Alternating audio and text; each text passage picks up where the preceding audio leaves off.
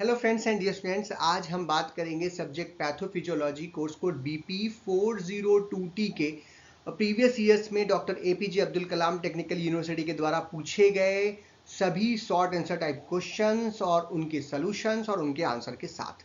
कहने का मतलब कि प्रीवियस 6 ईयर्स में आप देख रहे हैं, आप 6 पेपर्स में आपको दूंगा और इन सभी 6 पेपर्स के सभी शॉर्ट आंसर टाइप क्वेश्चंस को आज हम लोग यहाँ पर सॉल्व करके देखेंगे। इस वीडियो को करने से हमें फायदा क्या है? पहले तो ये कि हमें एग्जाम्स की बेहतर तैयारी हम कर पाएंगे, क्योंकि हम जान पाएंगे कि किस तरीके के प्रश्न जो है एग्जाम में पूछे जा रहे हैं। दूसरा ये, क्योंकि पिछले 6 साल का पेपर है तो इसमें जितना भी प्रश्न पूछ रहा है वो सभी यूनिट से है, यानी आपका एक पूरा रिवीजन हो जाएगा, क्योंकि मैं आपको आंसर्स भी साथ में बता रहा हूं तो एक पूरा रिवीजन भी हम कर लेंगे। साथ ही साथ हम ये भी जान पाएंगे कि कौन कौन से क्वेश्चंस हैं जो इंपॉर्टेंट हैं, जो रिपीट हो रहे हैं। और अगर आप 6 साल के क्वेश्चन पेपर अच्छे से सॉल्व कर रहे हैं तो इसमें से कुछ क्वेश्चन तो आपको पेपर में भी मिल जाएंगे या इनसे रिलेटेड प्रश्न भी आपको मिल जाएंगे, क्योंकि जब हम एक्सप्लेनेशन दे रहे हैं, हम जब आपको आंसर दे रहे हैं तो उससे रिलेटेड प्रश्न भी आपको देखने को मिल जाएंगे। ये जो हमारा आज का वीडियो है हमारे bachelor in pharmacy second semester first year students के लिए है, और साथ ही साथ ये जो आपके एग्जामिनेशन हैं सेकेंड सेमेस्टर के उसमें तो आपको मदद करेंगी, लेकिन आगे चल करके अगर आप और भी किसी एग्जाम की तैयारी करते हैं तो उसमें भी ये वीडियो आपको मदद करेगा। एक चीज और बता दूं कि ये B pharm second semester first year के फार्मेसी काउंसिल ऑफ इंडिया के लेटेस्ट सिलेबस के ऊपर बेस्ड है, यानी कि यही नहीं कि सिर्फ ये AKTU के बच्चों को हेल्प करेगा, यानी किसी भी यूनिवर्सिटी में आप पढ़ रहे हैं कुछ इसी प्रकार का प्रश्न पत्र आपको बनता है, कुछ इसी प्रकार के प्रश्न आपको देखने को मिलते हैं, तो यानी यह सभी बच्चों के लिए काफी कामदायक होगा। तो मैं हूं डॉक्टर प्रजन्य शुक्ला। चलिए शुरू करते हैं। तो सबसे पहले हम बात करेंगे हमारे 2017-18 का पेपर, और इसमें जो सबसे पहला प्रश्न था बड़ा ही सिंपल सा, बड़ा ही अच्छा प्रश्न था, that is what are two types of feedback system. तो हमारे शरीर के अंदर नॉर्मल फिजियोलॉजी को मेंटेन करने के लिए, नॉर्मल होम्योस्टेसिस को मेंटेन करने के लिए दो तरीके के फीडबैक सिस्टम आपको देखने को मिलते हैं, और आप सभी जानते हैं एक होता है हमारा पॉजिटिव फीडबैक सिस्टम और दूसरा होता है निगेटिव फीडबैक। अब इन दोनों का क्या मतलब है आइए समझ लेते हैं फटाफट। तो जो निगेटिव फीडबैक सिस्टम होता है वो किसी भी तरीके के जो स्टिमुलस है या कोई कंडीशन है उसको काउंटर एक्ट करती है, उसको रिड्यूस करने का काम करती है, यानी उसको निगेटिव करने का काम करती है और होम्योस्टेसिस को मेंटेन करने में मदद करती है। एग्जाम्पल में आप समझ सकते हैं कि जब हम भोजन करते हैं और हमारे ब्लड में ब्लड ग्लूकोज का जो लेवल है वो हाई हो जाता है, तब वो एक निगेटिव फीडबैक लूप जो है वो ट्रिगर करता है और रिलीज ऑफ इंसुलिन को छोड़ता है, जिसकी वजह से जो इंसुलिन है वो आती है और जो एक्स्ट्रा ग्लूकोज है उसको ग्लाइकोजन में कन्वर्ट करके हमारे ब्लड का जो शुगर लेवल है उसको नॉर्मल रेंज में ले आती है। तो ये क्या कहलाएगा? Negative feedback. दूसरा है हमारा पॉजिटिव फीडबैक। पॉजिटिव फीडबैक का मतलब होता है कि अगर कोई स्टिमुलस आया, ओरिजिनल स्टिमुलस, तो उसको बढ़ा चढ़ाना, यानी उसको एम्पलीफाई कर देंगे और इंसेंटिफाइड कर देंगे उस रिस्पॉन्स को, ताकि आपका होम्योस्टेसिस मेंटेन हो या जो पर्पस आप चाहते हैं उस स्टिमुलस से वो पूरा हो जाए। जैसे एग्जांपल में ले लें, during the birth delivery of baby, जब बच्चे को माँ जन्मने वाली होती है तो उसका जो सर्वाइवक्स है वो क्या करता है कि क्या नाम है, उस पर प्रेशर पड़ता है और उसमें कंट्रैक्शंस होते हैं। तो जब ऑक्सीटोसिन का रिलीजिंग होती है तो ये कंस्ट्रक्शंस होते हैं ये और इंटेंसिफाई हो जाते हैं, मतलब और ज्यादा हो जाते हैं, ताकि आराम से जो है वो बेबी जो है वो बाहर आ पाए। तो ये जो है क्या कहलाएगा? हमारा पॉजिटिव फीडबैक का एग्जाम्पल। तो दो तरीके के फीडबैक सिस्टम होते हैं, negative and positive. Next question is define atrophy. Atrophy जो है वो सेलुलर एडॉप्टेशन का एक टाइप है, जहां पर हम देख पाते हैं कि अगर हमारे सेल के ऊपर कुछ ऐसा स्टिमुलस मिल जाए या कोई ऐसी कंडीशन आ जाए कि वो अपनी जो साइज है, जो नॉर्मल साइज है, उसको कम करना शुरू कर देती है, यानी आपके सेल, टिश्यू, ऑर्गन या हमारे शरीर के किसी भी पार्ट का साइज, जो नॉर्मल साइज है, अगर वो कम होने लगे तो इसी कंडीशन को हम लोग एट्रोफी के नाम से जानते हैं। और इसका कारण क्या है? इसके काफी सारे कारण हैं, जैसे किसी सेल या टिश्यू या ऑर्गन का अगर हम यूज करना कम कर दें तो वो उसकी वजह से उसका साइज कम हो जाता है। जो नर्व डैमेज है, कई बार नर्व डैमेज होने की वजह से ऐसा हो सकता है। ब्लड सप्लाई कम होने की वजह से ऐसा हो सकता है। न्यूट्रिशनल अगर जो चीजें चाहिए, जो हमें विटामिन चाहिए, जो हमें प्रोटीन चाहिए, फैट चाहिए, अगर हम वो कम ले रहे हैं तो उस केस में भी हो सकता है। और कई बार इंडोक्राइन स्टिमुलेशन की वजह से भी ऐसा हो सकता है। एग्जाम्पल अगर हम देखना चाहें तो हम सिंपल कह सकते हैं, जैसे न्यूरोडिग्रेडेटिव डिसीज है, अल्जाइमर डिसीज, उस केस में जो ब्रेन के टिश्यूज होते हैं और जो उनकी सेल्स होती हैं वो सिंकिंग करने लगती हैं, या सिंपल सेल के मरने की वजह से वो श्रिंक होने लगता है, और इसकी वजह से व्यक्ति के अंदर जो है धीरे धीरे जो है मेमोरी लॉस भी दिखाई देती है। तो ये एक एट्रोफी का एग्जाम्पल हो सकता है। Next question is define COPD. COPD का फुल फॉर्म होता है C for chronic obstructive pulmonary disease. ये सभी डिसीज के ऊपर मैंने आपको वीडियोस दिए थे, उसका लिंक आपको मिल जाएगा। 2.5 यूनिट तक हम लोगों ने कंप्लीट की थी, तो उसमें हम लोगों ने सीओपीडी को भी कंप्लीट किया। तो सीओपीडी का फुल फॉर्म भी 1-2 बार पूछा गया हुआ है, किसी दूसरे यूनिवर्सिटी के पेपर में मैंने देखा था। तो simple chronic obstructive pulmonary disease, simple सी बात कर रहा है कि जो हमारा लंग्स का एरिया है, अगर उसमें किसी तरीके का एब्स्ट्रक्शन हो रहा है, आपको सांस लेने में हवा को जो है, जो गैसेस एक्सचेंज के लिए हम हवा खींच रहे हैं, उसमें खींचने में अगर हमको दिक्कत आ रही है, उसको हवा को हमें ट्रैप करने में दिक्कत आ रही है, ऑक्सीजन को ट्रैप करने में दिक्कत आ रही है, तो वो क्रॉनिक, और ये लंबे समय तक है, तो इसे हम लोग क्रॉनिक ऑब्स्ट्रक्टिव पल्मोनरी डिसीज के रूप में जानते हैं। ये एक प्रोग्रेसिव लंग डिसीज है, यानी धीरे धीरे बढ़ने वाली लंग की डिसीज है, जिसमें जो एयर फ्लो है वो ब्लॉक हो जाता है, और जो सांस लेने की आपकी प्रक्रिया है, उसमें जो ब्रीदिंग की प्रक्रिया है, उसमें आपको डिफिकल्टीज होने लगती हैं। इसको हम लोग 2 तरीके से देख सकते हैं। एक तो एम्फाइसेमा के रूप में देख सकते हैं। एम्फाइसेमा क्या है? जो आपका लंग्स होता है, इस लंग्स में ये जो आपके लंग्स हैं, इसमें छोटे छोटे एयर सैक होते हैं, जिनको हम लोग एल्वोलाई के नाम से जानते हैं। अब इस एल्वोलाई का जो पार्ट, ये काम क्या है कि ये हवा को ट्रैप करता है, जो आप ऑक्सीजन खींचते हैं, हवा खींचते हैं, उसको वो ट्रैप करता है। अगर ये जो आपके एल्वोलाई हैं, इनका स्ट्रक्चर डिस्ट्रक्ट हो जाए, या इनकी डेथ हो जाए, या इनमें आपको इंजरी दिखाई दे, तो ऐसे केस में इनका वाटर कैरिंग कैपेसिटी जो होगी वो क्या हो जाएगी? कम हो जाएगी, और ऐसी कंडीशन में ब्रीदिंग जो है वो डिफिकल्ट हो जाएगी, और इसी को एम्फाइजेमा बोलते हैं। या फिर क्रॉनिक ब्रोंकाइटिस भी आप समझ सकते हैं। क्रॉनिक ब्रोंकाइटिस का मतलब है कि जो हमारा ब्रोंकियोल्स है उसमें इन्फ्लामेशन हो जाए क्रॉनिकली, और जिसकी वजह से जो एयर कैरिंग कैपेसिटी है वो क्या हो जाए? कम हो जाए। तो ये दोनों ही क्या कहलाएगा? सीओपीडी कहलाएगा, या फिर क्रॉनिक ऑब्स्ट्रक्टिव पल्मोनरी डिसीज के रूप में आप इसको जानेंगे। नेक्स्ट क्वेश्चन, अच्छा, इसका मेन कारण सीओपीडी का क्या है? Cigarette smoking. अभी एक क्वेश्चन है, मैं उसको रिपीट क्वेश्चन नहीं मानूंगा, हम उसको वहां पर डिस्कस करेंगे। Next is, what are the causes of ischemic heart diseases? Ischemic heart diseases यानी हार्ट में कोई डिसीज हो रही है, सिंपल सी बात है, बट कौन सी हो रही है? जो हमारा हार्ट है उसका मेन काम क्या है? उसका मेन काम है आपके बॉडी को ऑक्सीजन पहुंचाना, सभी जगहों पे ब्लड की सप्लाई करना, और उसके बाद वहां से डीऑक्सीजनेटेड ब्लड को लंग्स तक ले जा करके जो कार्बन डाइऑक्साइड है उसको बाहर निकालना। लेकिन हम कई बार ये भूल जाते हैं कि हमारा जो हार्ट है वो खुद भी एक ऑर्गन ही है, तो उसको भी जिंदा रहने के लिए, यानी उसको भी बेहतर तरीके से काम करने के लिए ऑक्सीजन की आवश्यकता पड़ती है, ब्लड सप्लाई की आवश्यकता पड़ती है।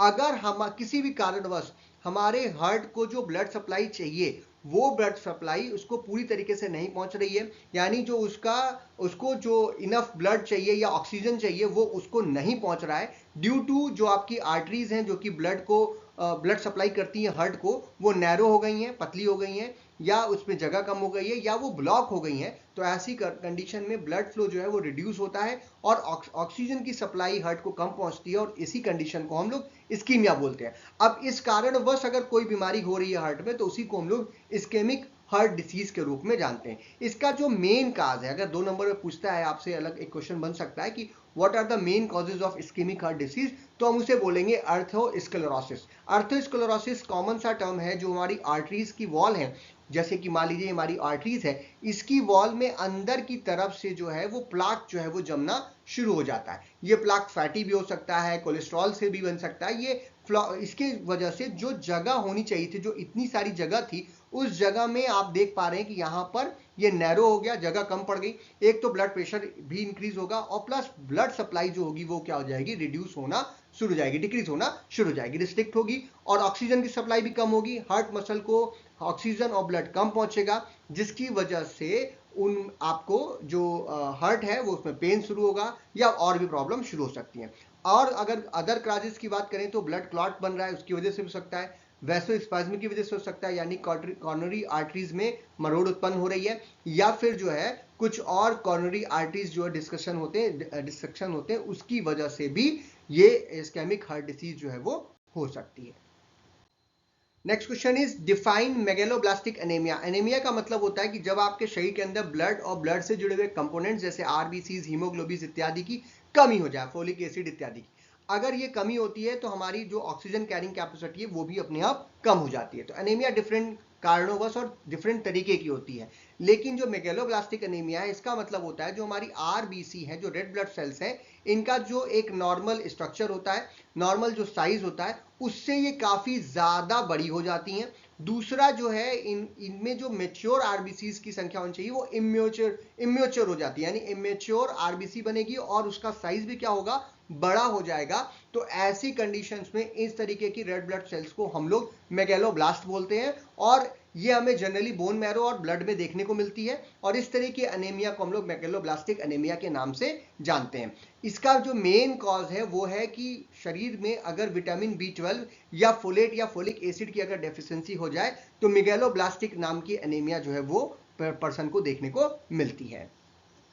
अगला प्रश्न है हमारा, व्हाट इज हीलिंग? हीलिंग क्या है? मतलब भरना, घाव का भरना किसे कहते हैं हम लोग? तो सिंपल शब्दों में हम कह सकते हैं कि हीलिंग जो है वो एक प्रोसेस है जब आपकी बॉडी जो है वो रिस्टोर करती है टिश्यू को, जब भी कभी कोई इंजरी लगी हो। तो कोई भी इंजरी हो सकती है, फिजिकल इंजरी हो सकती है, क्या नाम है, शरीर के अंदर भी इंजरी हो सकती है। उस इंजरी को जब मतलब रिस्टोर करता है टिश्यू और उसे ठीक करने की प्रक्रिया करता है, उसी को हम लोग हीलिंग बोलते हैं। ये एक कॉम्प्लेक्स सीरीज ऑफ इवेंट्स होती हैं जिसमें इन्फ्लामेशन, जैसे चोट लगते ही आपको इन्फ्लामेशन हो जाता है उस जगह पे, उसके बाद वहां पर क्योंकि ढेर सारी जो सेल्स, अभी आगे एक क्वेश्चन के आंसर में आप देखेंगे, सेल्स जो है जैसे इंटरल्यूकिन्स वगैरह जो है वो पहुंचते हैं और वहां पर, और प्रोस्टाग्लैंडिन्स इत्यादि जो इकट्ठा हो जाते हैं, और फिर वहां पर प्रोलिफरेशन होता है, उनकी बढ़ोतरी होती है, उनकी संख्या बढ़ती है, उसके बाद रीमॉडलिंग करते हैं, उसके बाद जो भी टिश्यू आपका डैमेज हुआ था उसकी रिपेयरिंग शुरू करते हैं, एंड देन धीरे धीरे करके वहां पर जो भी उस टिश्यू का फंक्शन था वो फंक्शन भी रिस्टोर हो जाता है। जो हीलिंग की प्रक्रिया है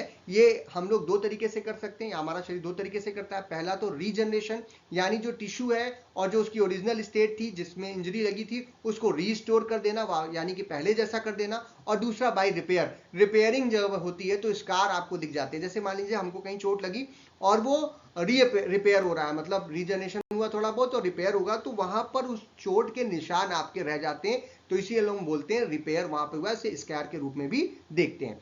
next question is enlist the type of cancer. Cancer simple शब्दों में हम जानते हैं कि ये अनवांटेड और अनकंट्रोल्ड ग्रोथ ऑफ सेल्स, हम इसको बोल सकते हैं, जहां पे हमारी सेल्स बनती हैं फिर मरती हैं, लेकिन उनके बीच में एक टाइम फ्रेम फिक्स रहता है। बट अगर ये अनकंट्रोल्ड वे में होने लगे तो इसी को हम लोग सिंपल शब्दों में कैंसर के नाम से जानते हैं। ऐसी सेल्स को हम लोग नियोप्लास्ट सेल्स भी बोलते हैं। अब ऑन द बेसिस ऑफ कि किस तरीके की सेल से हमारा कैंसर डेवलप हो रहा है या कहां पे डेवलप हो रहा है, उसके बेसिस पे हम डिफरेंट टाइप्स में इसको बांट सकते हैं। जैसे कि सबसे पहला है हमारा कार्सिनोमास। कार्सिनोमास जो है वो कैंसर्स हैं जो कि इपिथेलियल सेल्स से जनरेट होते हैं, जैसे कि एग्जांपल में आप लंग्स, ब्रेस्ट, प्रोस्टेट, कोलन इत्यादि का एग्जांपल ले सकते हैं। दूसरा होता है हमारा सार्कोमास। सार्कोमास जो होते हैं वो कनेक्टिव या सपोर्टिव टिश्यूज जो होते हैं उनकी अनवांटेड ग्रोथ की वजह से अगर हो रहा है, जैसे कि एग्जांपल ले सकते हैं बोन है, कार्टिलेज है, फैट है या मसल्स जो हमारे शरीर के अंदर पाए जाते हैं। नेक्स्ट हमारा तीसरे तरीके का, दैट इज ल्यूकोमास। ल्यूकोमास जो होते हैं वो ब्लड और बोन मैरो में अगर कैंसर हो रहा है, वहां की सेल्स में हो रहा है, तो उसे हम लोग ल्यूकेमा के नाम से जानते हैं। नेक्स्ट है हमारा लिम्फोमास। लिम्फोमास जो होते हैं वो बेनिन इन द नेचर होते हैं, बट ये हमें क्या नाम है, लिम्फेटिक सिस्टम जो है अगर हमारा वहां पर अगर सेल की ग्रोथ ज्यादा हो रही है तो उसे हम लोग लिम्फोमास के नाम से जानते हैं। Next is multiple myeloma. Multiple myeloma जो है वो प्लाज्मा सेल्स का कैंसर होता है, यानी प्लाज्मा सेल का अनवांटेड ग्रोथ अगर हो रही है तो उसे मल्टीपल मेलोमा के नाम से हम लोग जानते हैं। नेक्स्ट इज हमारा मेलोनोमास। मेलोनोमास जो है वो किसी भी मेलेनोसाइट्स जैसे कि पिगमेंट प्रोड्यूसिंग जो सेल्स हैं उनसे अगर डेवलप हो रहा है तो उसे हम लोग मेलोनोमा के नाम से जानते हैं। Next question is what are the causes of osteoporosis. Osteoporosis देखिए नाम से ही पता रहा है, ऑस्टियो मतलब हड्डियां, पोरोसिस मतलब पोर्स हो जाना। तो जब आपकी हड्डियों में छिद्र हो जा रहे हैं, या आपके में ना हो, किसी मतलब किसी व्यक्ति के, तो उनकी हड्डियों में छिद्र होने का मतलब है जो मिनरल्स हैं, जो कैल्शियम है, जो हमारी हड्डियों का फास्फोरस है, अगर वो निकल जाए या वो कम हो जाए तो हड्डियां जो है वो कमजोर हो जाएंगी, उसमें पोर्स जैसे बन जाएंगे। इसीलिए इस बीमारी को हम लोग ऑस्टियोपोरोसिस के नाम से जानते हैं। इसके डिफरेंट कॉजेज हो सकते हैं, जैसे कि जो इसको सिंपल शब्दों में अगर हम कहें तो ये क्या है, पहले तो कि ये आपकी जो बोन की जो डेंसिटी है उसको डिक्रीज हो रहा है, तो उसी को हम लोग ऑस्टियोपोरोसिस बोल रहे हैं। और ये बोन टिश्यू में जो लॉसेस है उसकी वजह से होता है। अब क्या क्या कारण हो सकते हैं? एक तो एजिंग है, यानी कि उम्र बढ़ने की उम्र के साथ ही हमारा कैल्शियम का डिपोजिशन कम होता है, जिसकी वजह से ऑस्टियोपोरोसिस हो सकती है। हार्मोनल चेंजेस की वजह से हो सकता है, खास करके उन महिलाओं में जिनका मेनोपॉज हो रहा है, तो वहां एस्ट्रोजन की जो डिक्रीज होने की वजह से, एस्ट्रोजन हार्मोन के डिक्रीज होने की वजह से वहां पर भी ऑस्टियोपोरोसिस देखने को मिलता है। कुछ लोगों को जो कि अपने डाइट में या भोजन में या उनके शरीर में कैल्शियम और विटामिन डी की अगर कमी ले रहे हैं तो भी ऑस्टियोपोरोसिस होने की संभावना है। या फिर कुछ ऐसी लाइफस्टाइल वो फॉलो करते हैं जिसमें जिसकी वजह से भी ऑस्टियोपोरोसिस हो सकता है। कुछ खान पान ऐसा है उनका जो कि नहीं करना चाहिए उनको, उसकी वजह से भी ऑस्टियोपोरोसिस होता है, और कुछ मेडिकेशंस या मेडिकल कंडीशंस की वजह से भी ऑस्टियोपोरोसिस हो सकता है। तो ये सभी कारण है ऑस्टियोपोरोसिस होने के। Next question is what is the causative agent of typhoid. ये बहुत ही कॉमन सा और बहुत ही सरल प्रश्न है, कई सारे सब्जेक्ट में पूछा जाता है। टाइफाइड जो होता है वो सैल्मोनेला टाइफी से होता है, जो कि एक बैक्टीरिया होता है और यही इसका कॉजेटिव एजेंट होता है, हम सभी जानते हैं। तो नाम याद रखिएगा, सैल्मोनेला टाइफी। ये क्या है, एक बैक्टीरिया है। नेक्स्ट क्वेश्चन इज, तो इस तरीके के प्रश्न आते हैं तो आसानी है। Next question is the causative agent of syphilis. Syphilis जो है वो सेक्सुअली ट्रांसमिटेड डिसीज के रूप में हम लोग जानते हैं, और ये भी बैक्टीरिया के द्वारा ही होती है, और जो इसका बैक्टीरिया है वो है ट्रिपोनेमा पैलिडिनम। ट्रिपोनेमा पैलिडिनम नाम का एक बैक्टीरिया है, जिसकी वजह से जो है सिफिलिस नाम की बीमारी होती है। इसकी इटियोलॉजी पे कई बार प्रश्न पूछा गया, आगे हम लोग इसकी इटियोलॉजी को भी डिस्कस करेंगे। तो ये हो गया हमारा पहला पेपर। अब हम चलते हैं अपने दूसरे पेपर की तरफ, यानी कि 2018-19 के पेपर। और यहाँ पर जो पहला प्रश्न पूछा है वो 17-18 वाला ही प्रश्न है, बट पूछने का तरीका थोड़ा सा चेंज कर दिया, यानी right a short note on feedback system. तो हम लोगों ने आपको बताया फीडबैक सिस्टम क्या है, दो तरीके का होता है, पॉजिटिव एंड नेगेटिव, और इसके एग्जांपल्स भी आपको बताए थे, तो इसको रिपीट करने की जरूरत नहीं है। ये एक रिपीटेड प्रश्न है 2017-18 का, तो इंपॉर्टेंट प्रश्न भी है, इसको अच्छे से तैयार करें। अगला प्रश्न है हमारा डिफाइन कीमोटैक्सिस। कीमोटैक्सिस जो शब्द है इसका मतलब होता है कि हमारे शरीर के अंदर कभी इंजरी या किसी और कंडीशन में कुछ सेल्स का माइग्रेशन होता है और वो एक जगह जाकर के इकट्ठा होना शुरू करती हैं, इसी को कीमोटैक्सिस के नाम से जानते हैं। यानी कि this is the movement of an organism और a cell in response to chemical stimulus. जहां पर सेल्स जो होती है वो मूव करती हैं किसी भी एक पॉजिटिव कीमोटैक्सिस के लिए, या अगर कोई निगेटिव कीमोटैक्सिस है यानी रिपेलेंट है तो उससे दूर भी जाती हैं। और ये एक फंडामेंटल फंक्शन है जो कि बायोलॉजिकल सिस्टम में पाया जाता है। एग्जाम्पल के रूप में ले सकते हैं, अगर किसी को अगर कोई इंफेक्शन या इंजरी है बॉडी में, तो जो व्हाइट ब्लड सेल्स हैं, ल्यूकोसाइट सेल्स हैं, वो क्या करती हैं, कीमोटैक्सिस करती हैं और माइग्रेट करती हैं और इन्फेक्शन के साइट पर या इंजरी की साइट पर जाकर के इकट्ठा हो जाती हैं। इसकी वजह से फिर एक केमिकल ट्रायल ऑफ साइटोकाइनेसिस होता है, वो इसको देख करके आ जाते हैं। जो हमारे इंटरफेरॉन्स हैं वो आ जाते हैं वहां पे, और ये सब कुछ आ करके जो डैमेज सेल्स हैं उनको ठीक करने के लिए, रिपेयर करने का काम करते हैं, या फिर जो पैथोजेंस हैं उनको मारने का काम भी करते हैं। तो ये इसी को क्या बोलते हैं, chemotaxis. Next question is right a short note on acute renal failure. ARF के नाम से इसको जानते हैं। सिंपल शब्दों में रीनल का मतलब हो गया आपकी किडनी, और फेल्योर का मतलब जो किडनी को अपना काम करना है अगर वो अपने काम को नहीं कर पा रही है। एक्यूट का मतलब थोड़े समय के लिए, ये लंबे समय, दो तरीके की बीमारी है ये। एक होती है क्रॉनिक रीनल फेल्योर, जो लंबे समय तक प्रोग्रेसिवली धीरे धीरे होता रहा और वो ठीक करना काफी मुश्किल हो जाता है। एक्यूट वाला थोड़े किसी कंडीशन की वजह से अभी हुआ है लेकिन अपने आप ठीक भी होगा, या फिर मेडिकेशंस के द्वारा हम उसे ठीक कर सकते हैं। तो ये थोड़े समय के लिए हो रहा है, इसे हम लोग बोलते हैं एक्यूट किडनी इंजरी ऑल्सो। ये एक सडन मतलब अचानक से हो रहा है, और टेम्पोररी जो है लॉस ऑफ किडनी फंक्शन इसमें हम लोग देखते हैं। इसमें क्या होता है, अगर ये temporary loss of kidney function अगर आपको देखने को मिलता है, तो उसमें जो वेस्ट प्रोडक्ट्स हैं, क्योंकि हमारी किडनी का काम है कि वो वेस्ट प्रोडक्ट को बॉडी से बाहर निकालती है, तो वेस्ट प्रोडक्ट जो है बॉडी में जमा होने लगते हैं, उसका बिल्डअप आपको देखने को मिलता है। इसे हम लोग sudden loss of ability of kidney to excrete waste के रूप में देख सकते हैं, जिसकी वजह से जो यूरिन बनेगी वो कंसंट्रेटेड बनेगी, उसमें जो है इलेक्ट्रोलाइट्स की मात्रा आपको देखने को मिलेगी, और जो फ्लूइड मेंटेनेंस है वो जो है वो गड़बड़ होते हुए भी आपको दिखेगा। इस केस में जो वेरियस फैक्टर्स हैं वो इन्वॉल्व होते हैं, जैसे कि अगर किडनीज को ब्लड फ्लो की क्या नाम है कमी देखने को मिल जाए, जो किडनी है उसमें किसी तरीके का कोई डायरेक्ट डैमेज हो जाए, या फिर जो यूरिनरी ट्रैक है उसमें किसी तरीके का ब्लॉकेज आपको देखने को मिले, तो ऐसी कंडीशन में एक्यूट रीनल फेल्योर जो है वो हमें देखने को मिलता है। Next question is define schizophrenia. Schizophrenia जो है वो एक क्रॉनिक मेंटल डिसऑर्डर है। ये एक सीवियर कंडीशन होती है जहां पर किसी व्यक्ति का, जो नॉर्मल व्यक्ति होते हैं वो चीजें समझते हैं, देखते हैं, इमोशनली उसके साथ जुड़ते हैं, लेकिन ऐसे व्यक्तियों में जो डिस्ट्रप्शंस है वो प्रोड्यूस होते हैं, यानी उनके दिमाग के द्वारा जो उनको आइडियाज आने वाले हैं उसके प्रोसेसेस, परसेप्शंस, इमोशंस, जो सोशल इंटरेक्शंस हैं, जो इन सभी चीज़ों में उसे दिक्कत आने लगती है और वो इन सभी चीज़ों से दूर होना शुरू कर देता है, यानी वो किसी भी चीज़ को बेहतर तरीके से प्रदर्शित नहीं कर पाता या समझ नहीं पाता। इसके जो सिम्टम्स हैं वो अलग अलग तरीके के, जैसे पहला हमारा पॉजिटिव सिम्टम्स, इसमें हेलुसिनेशंस होते हैं, यानी इसको ऐसी चीज़ें दिखती हैं या सुनाई देती हैं जो एग्जैक्टली नहीं है। वो कहेगा कि यहाँ पे कुछ उड़ रहा है, मुझे दिख रहा है, या आवाज़ें आ रही हैं, कान में झंझनाहट हो रही है, ऐसी बातें। दूसरा डेल्यूशंस, डेल्यूशंस मतलब वो कुछ ऐसी बातों पर विश्वास करने लगता है जो कि है ही नहीं, मतलब उसने अपने दिमाग में कुछ बना लिया है, कहानी बना ली है कि यहाँ पर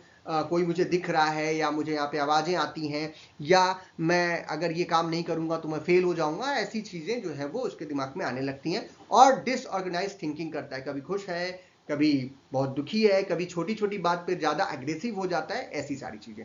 दूसरा हमारा निगेटिव सिम्टम्स। निगेटिव सिम्टम्स में हमें जो इमोशंस हैं वो धीरे धीरे कम हो जाते हैं, यानी कि खुशी की बात पर भी बहुत खुश नहीं हो रहा, दुखी भी नहीं हो रहा बहुत ज्यादा, और धीरे धीरे जो उसका मोटिवेशन जो है वो कम हो जाता है, और सोशल विड्रॉल शुरू कर देता है ऐसा व्यक्ति, यानी कि वो लोगों से दूर हो जाता है, लोगों से बातचीत नहीं करता, फैमिली से दूर होने की कोशिश करता है, किसी जगह पे गैदरिंग में जाना नहीं पसंद करता। तो ये निगेटिव सिम्टम्स के अंतर्गत आते हैं। इसके अलावा कंजेनिटिव सिम्टम्स भी होते हैं, जिसमें उसका अटेंशन, मेमोरी और जो फंक्शंस हैं ये सभी कुछ धीरे धीरे क्या हो जाते हैं, कम होने लगते हैं, या इनको इन सभी चीजों में से डिफिकल्टी देखने को मिलती है। ये सभी सिम्टम्स जो है वो साइजोफ्रेनिया के सिम्टम्स माने जाते हैं, और ये काफी सीवियर और क्रॉनिक मेंटल डिसऑर्डर है, लंबे समय तक होने वाला मेंटल डिसऑर्डर है।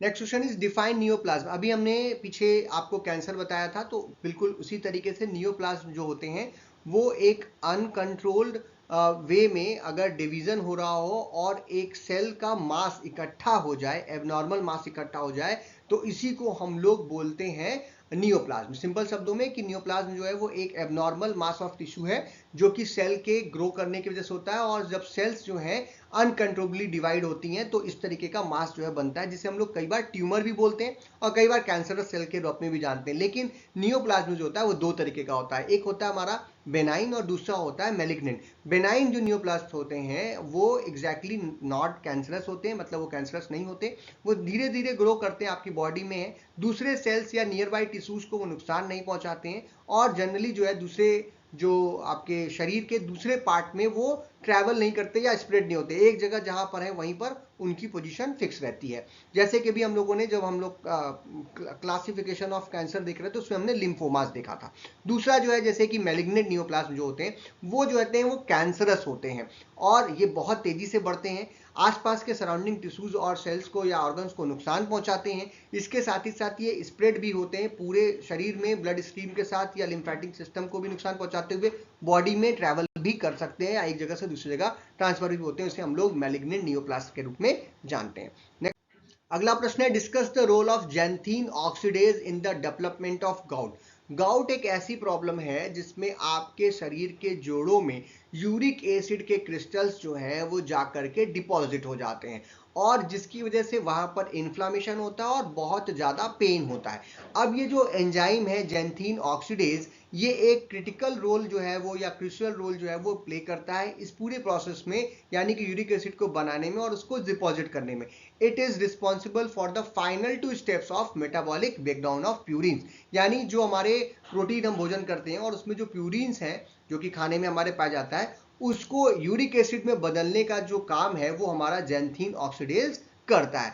हाई लेवल ऑफ प्यूरिन्स अगर आपके डाइट में है, यानी आप ऐसी चीजें खाते हैं जिसमें प्रोटीन ज्यादा है और प्रोटीन में भी प्यूरिन्स की मात्रा अगर ज्यादा है, तो फिर वो क्या करता है कि जो जैंथीन ऑक्सीडेज है वो उसको यूरिक एसिड में कन्वर्ट करता है, और ये यूरिक एसिड कई बार हमारे जोड़ों में जाकर के इकट्ठा हो जाते हैं। और इसके साथ ही साथ जेनेटिक कंडीशंस की वजह से भी ऐसा होता है कि यूरिक एसिड का ओवर प्रोडक्शन कई बार होता है। तो जैंथीन ऑक्सीडाइज जो इनिबिटर्स होते हैं, जैसे कि ड्रग है एलोपिरिनॉल, ये एक जैंथीन ऑक्सीडाइज इनिबिटर है। ये जब भी किसी व्यक्ति को गाउट जैसी प्रॉब्लम होती है तो उसको दिया जाता है। देखने में कई बार लोगों को लगता है कि अर्थराइटिस हो गया, लेकिन वो गाउट है जिसमें यूरिक एसिड की मात्रा जो है बड़ी होती है, और यही एंजाइम जो जैंथीन ऑक्सीडेज है यही यूरिक एसिड को बनाने में मदद करता है। तो हम लोग जैंथीन ऑक्सीडेज इनिबिटर्स का प्रयोग करते हैं, और इसको इस एंजाइम को इनिबिट करके यूरिक एसिड के फॉर्मेशन को बनने से रोक सकते हैं, और इस तरीके से गाउट का इलाज होता है। अगला प्रश्न है हमारा, give a short note on Graves disease. Graves disease जो है वो एक ऑटो इम्यून डिसऑर्डर है, या आप कह सकते हैं कि ये एक सिंपल शब्दों में मैं कह सकते हैं कि ये हाइपर थायराइडिज्म का मेन कॉज होता है, यानी कि जो थायराइड ग्लैंड है उससे ओवर प्रोडक्शन होता है। तो ये एक आपका जो इम्यून सिस्टम है उस केस में क्या करता है कि एंटीबॉडीज जो है वो प्रोड्यूस करता है, जो कि थायराइड स्टिमुलेटिंग इम्यूनोग्लोबुलिन्स के रूप में यूज होती हैं और जो थायराइड स्टिमुलेटिंग हार्मोन है उसको मिमिक करने का काम करते हैं, यानी उसके जैसा एक्शन शो करता है, जिसकी वजह से ये जो एंटीबॉडीज हैं ये जाती हैं और थायराइड स्टिमुलेटिंग हार्मोन रिसेप्टर्स पे जाकर के बाइंड करती हैं थायराइड ग्लैंड के ऊपर और एक्सेसिव अमाउंट में थायराइड हार्मोन्स का सिक्रीशन करना शुरू कर देती है। इसे हम लोग हाइपरथायराइडिज्म के रूप में जनरली आम बोलचाल की भाषा में देख लेते हैं, जिसकी वजह से एक रैपिड हार्ट बीट हो जाती है, वेट लॉस पेशेंट का शुरू हो जाता है, उसमें में हीट इंटॉलरेंस दिखती है, उसकी आंखें जो है थोड़ी सी बाहर की तरफ दिखने लगती हैं, ये सारे सिम्टम्स उस बॉडी में दिखना शुरू होंगे और ये सभी सिम्टम्स जो है वो ग्रेव्स डिसीज के सिम्टम्स माने जाते हैं। Next question is define stroke and haemorrhage. ये दो केस हैं जो कि हमारे आसपास बहुत सारे लोगों को सुनने को मिलता है। स्ट्रोक जो होता है वो एक सेरेब्रोवेस्कुलर एक्सीडेंट होता है, यानी कि जब आपके जो ब्रेन है उसमें जो ब्लड फ्लो जो जा रहा है वो अगर इंटरप्ट हो जाए, कम हो जाए, या फिर जो ब्रेन के टिश्यूज हैं वो ऑक्सीजन और न्यूट्रिएंट मिलना उनको कम हो जाए, तो ऐसी कंडीशंस को हम लोग स्ट्रोक के रूप में जानते हैं। अब ऐसे में जो आपकी ब्रेन की सेल्स होती हैं, क्योंकि उनको लगातार ऑक्सीजन चाहिए, उनको न्यूट्रिशन चाहिए, उनको ब्लड चाहिए, अगर वो नहीं मिलता है तो कुछ ही मिनट के अंदर वो ब्रेन सेल्स जो होती हैं उनका डेथ होना शुरू हो जाता है और इस तरीके के स्ट्रोक को ही हम लोग ब्रेन अटैक के रूप में भी जानते हैं। और ये ब्लॉकेज जैसे कि इस्केमिक स्ट्रोक की वजह से या फिर कई बार ज़्यादा ब्लड प्रेशर बढ़ने की वजह से भी हमारे जो ब्रेन में वेन्स है वो फट जाती हैं, रैप्चर हो जाती हैं, जिसकी वजह से ब्लीडिंग हो जाती है, या चोट लगने की वजह से भी कई बार ब्लीडिंग हो जाती है, जिसे हम लोग हेमोरेजिक स्ट्रोक के रूप में जानते हैं। तो दो तरीके के स्ट्रोक आपको देखने को मिलते हैं। हेमोरेज जो होता है वो एक मेडिकल टर्म है जहां पर हमारे बॉडी के अंदर या बॉडी के बाहर किसी भी केस में ब्लीडिंग हो रही है, यानी एक्सेसिव सीवियर ब्लीडिंग हो रही है, चोट लग गई है, इंजरी हो गई है और ब्लड जो है वो बह रहा है, चाहे वो शरीर के अंदर बह रहा हो, जैसे अभी हमने कहा ये हेमोरेजिक स्ट्रोक आपने अभी पर लिखा है, यानी कि आपके ब्रेन के अंदर जो है ब्लड बह गया, उस कंडीशन को हेमोरेजिक स्ट्रोक के रूप में आपने देखा था। तो ये मेडिकल टर्म है जो कि इंटरनल और एक्सटर्नल, या फिर चोट लग गई, इंजरी बाहर है, एक्सटर्नल इंजरी है और ब्लड बह रहा है, तो इसको भी हम लोग हेमोरेज के अंतर्गत रखते हैं। जैसे कि अभी हमने ब्रेन का एग्जांपल लिया, जैसे कि सेरेब्रल हेमोरेज एक टाइप ऑफ स्ट्रोक है जिसमें ब्लड वेसल्स जो है वो ब्रस्ट कर जाती हैं ब्रेन के अंदर और ब्लीडिंग जो है वो सराउंडिंग टिश्यूज के आसपास पहुंच जाता है।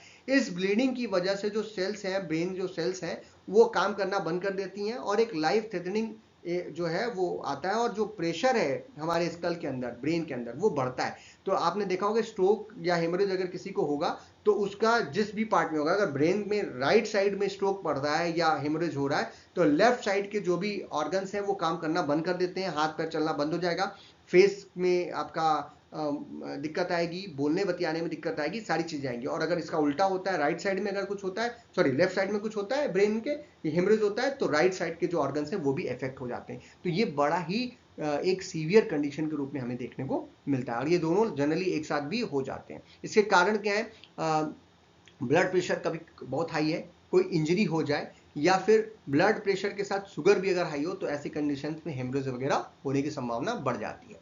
Next question is discuss the underlying causes of development of jaundice. Jaundice एक कॉमन प्रॉब्लम है, हमारे आसपास लोगों को देखने को मिलती है। इसमें जो स्किन है, जो आईज हैं, वो आपको येलो कलर की देखने को मिलती हैं और इसको आप पहचान पाते हैं। बट ये येलोइंग क्यों होती है? ये येलोइंग इसलिए होती है क्योंकि जो बिलिरुबिन है वो बन रहा है और बनने के बाद वो इकट्ठा हो रहा है हमारे सेल्स और टिश्यूज के अंदर, जिसकी वजह से येलो रूप में हमें देखने को मिलता है। बिलिरुबिन एक येलो पिगमेंट है और ये बाई प्रोडक्ट होता है by the breakdown of red blood cells.